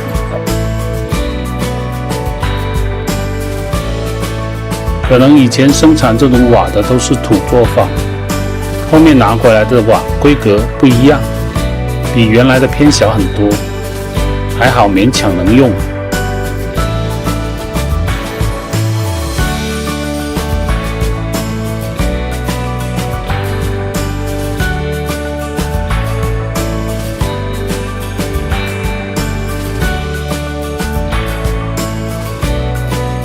后面刷的三角瓦也干了，把它盖上就大功告成了。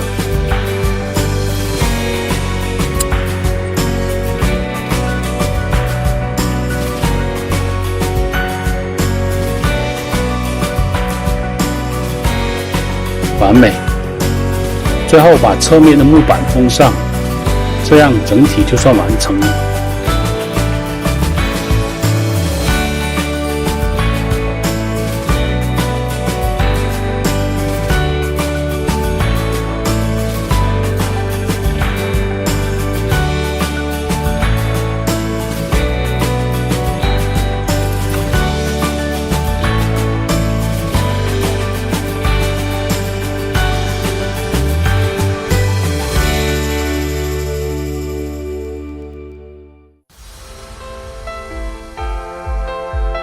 不知道什么时候把我的裤子干了个大口子，算了，没那么讲究，继续干活吧。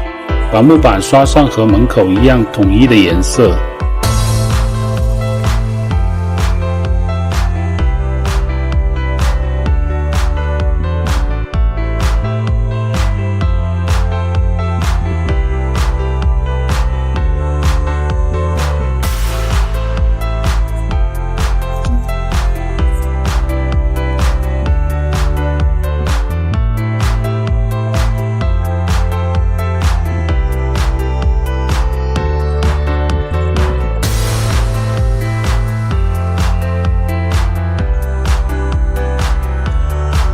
终于搞定了，收工。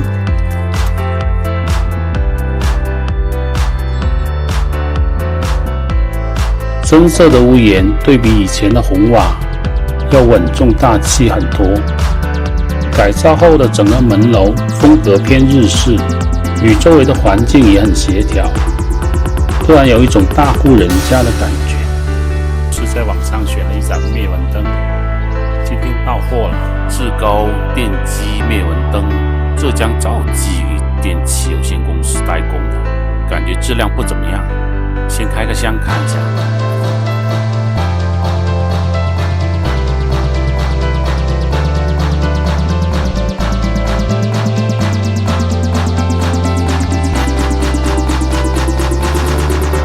里面有一包诱蚊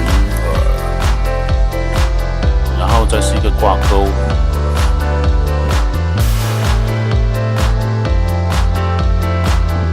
现在就是说明书了，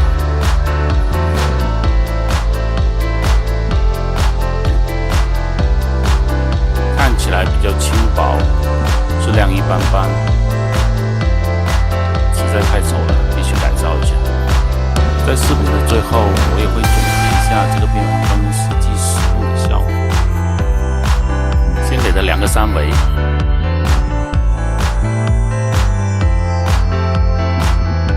然后拿一块木板，约好尺寸，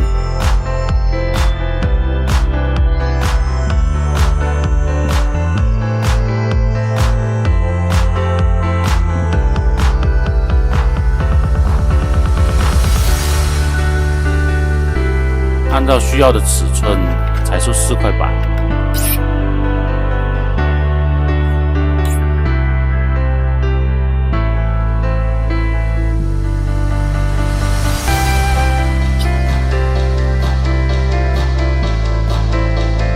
打磨一下，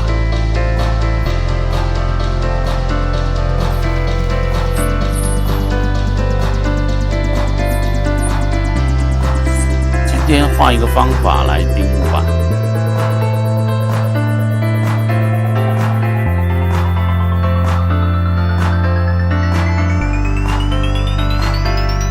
因为我的钉子比较短，所以说必须要在准备好的木板上开几个孔。方便有钉子。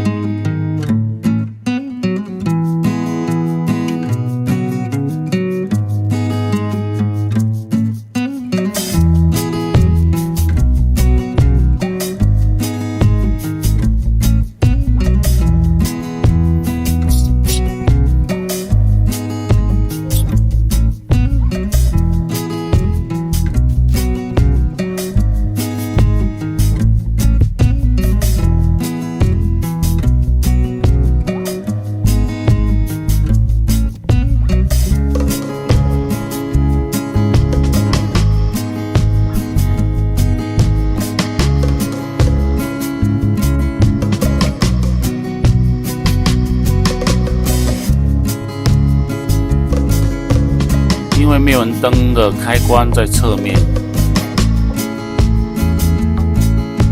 所以说必须要用开孔器开一个孔。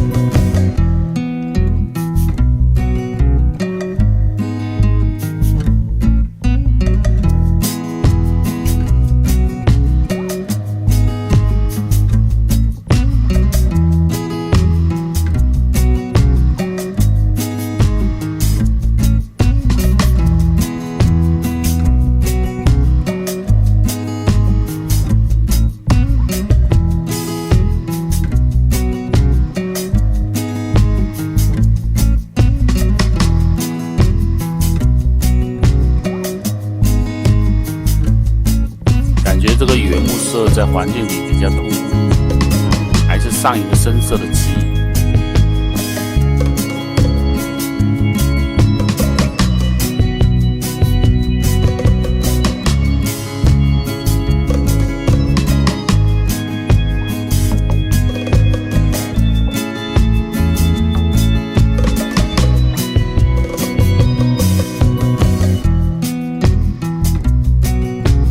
刷好之后，把灭蚊灯装上，感觉看到里面是比较丑的，所以说还是要加上一个百叶，这样既遮挡了里面丑陋的铁网，又不影响蚊子飞进去。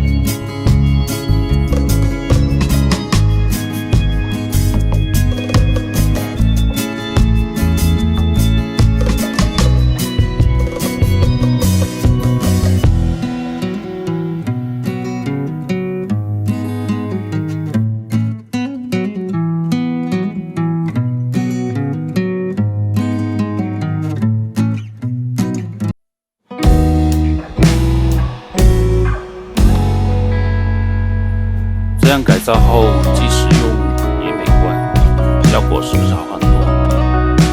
夜深了，打开灭蚊灯，看一下它晚上的效果。打开灭蚊灯后，它幽蓝的灯光在夜里看起来还是蛮舒服的。第二天，我们来检查一下这个灭蚊灯的效果。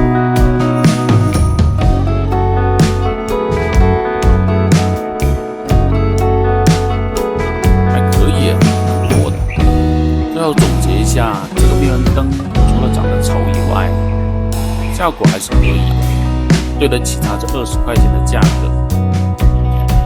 大家好，我是德山大叔。小院改造了很久，本来就是想拥有一个属于自己的手工小作坊，平时可以用来创作一些自己喜欢的手工作品。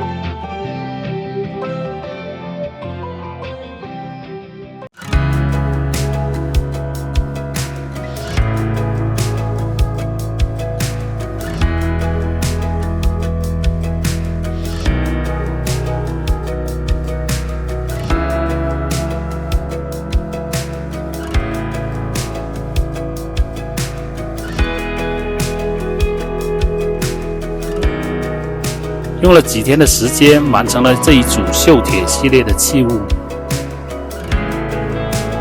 它表面的质感和铁自然形成的铁锈十分相似，用在空间的布置上也有它独特的味道。他说他儿子已经30多岁了，这张床已经睡不下了，所以把它送给我。他儿子准备结婚了，于是想用这个床做一个沙发，作为新婚礼物送给他。这张床是他从出生开始就睡的，里面充满了故事。我们先把他的回忆全部拆散，然后再把一些不快的回忆给拆掉。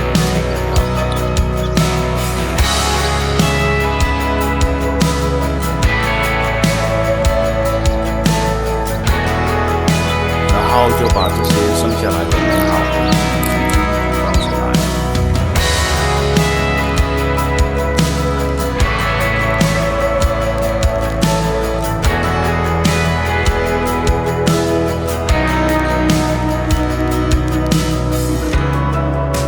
接下来，他们夫妻就可以在这张沙发上创造更多美好的回忆。好吧，这些不关我的事。为了保证沙发不散架而破坏气氛，所以说必须做最后的加固。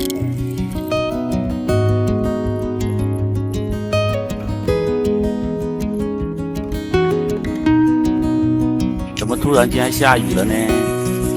是不是我想太多了？还是搬到室内来做吧。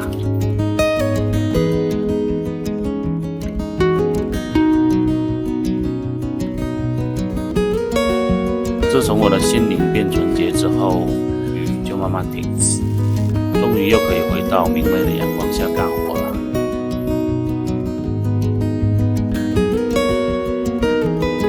为了让沙发看起来不显得那么旧，我决定给它上一个漂亮的颜色。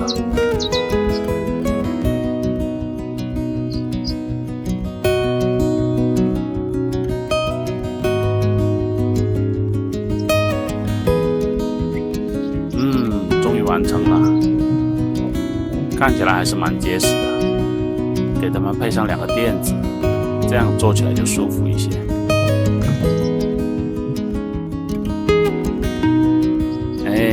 让我来提前感受一下。还是蛮舒服。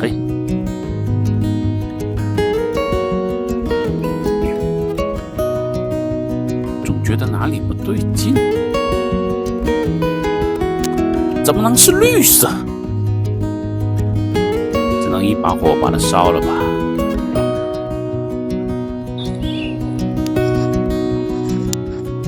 绿色。如果万一这沙发送出去，老表会怎么想我？村里面的人会怎么想我？我又住隔壁，虽然我不姓王。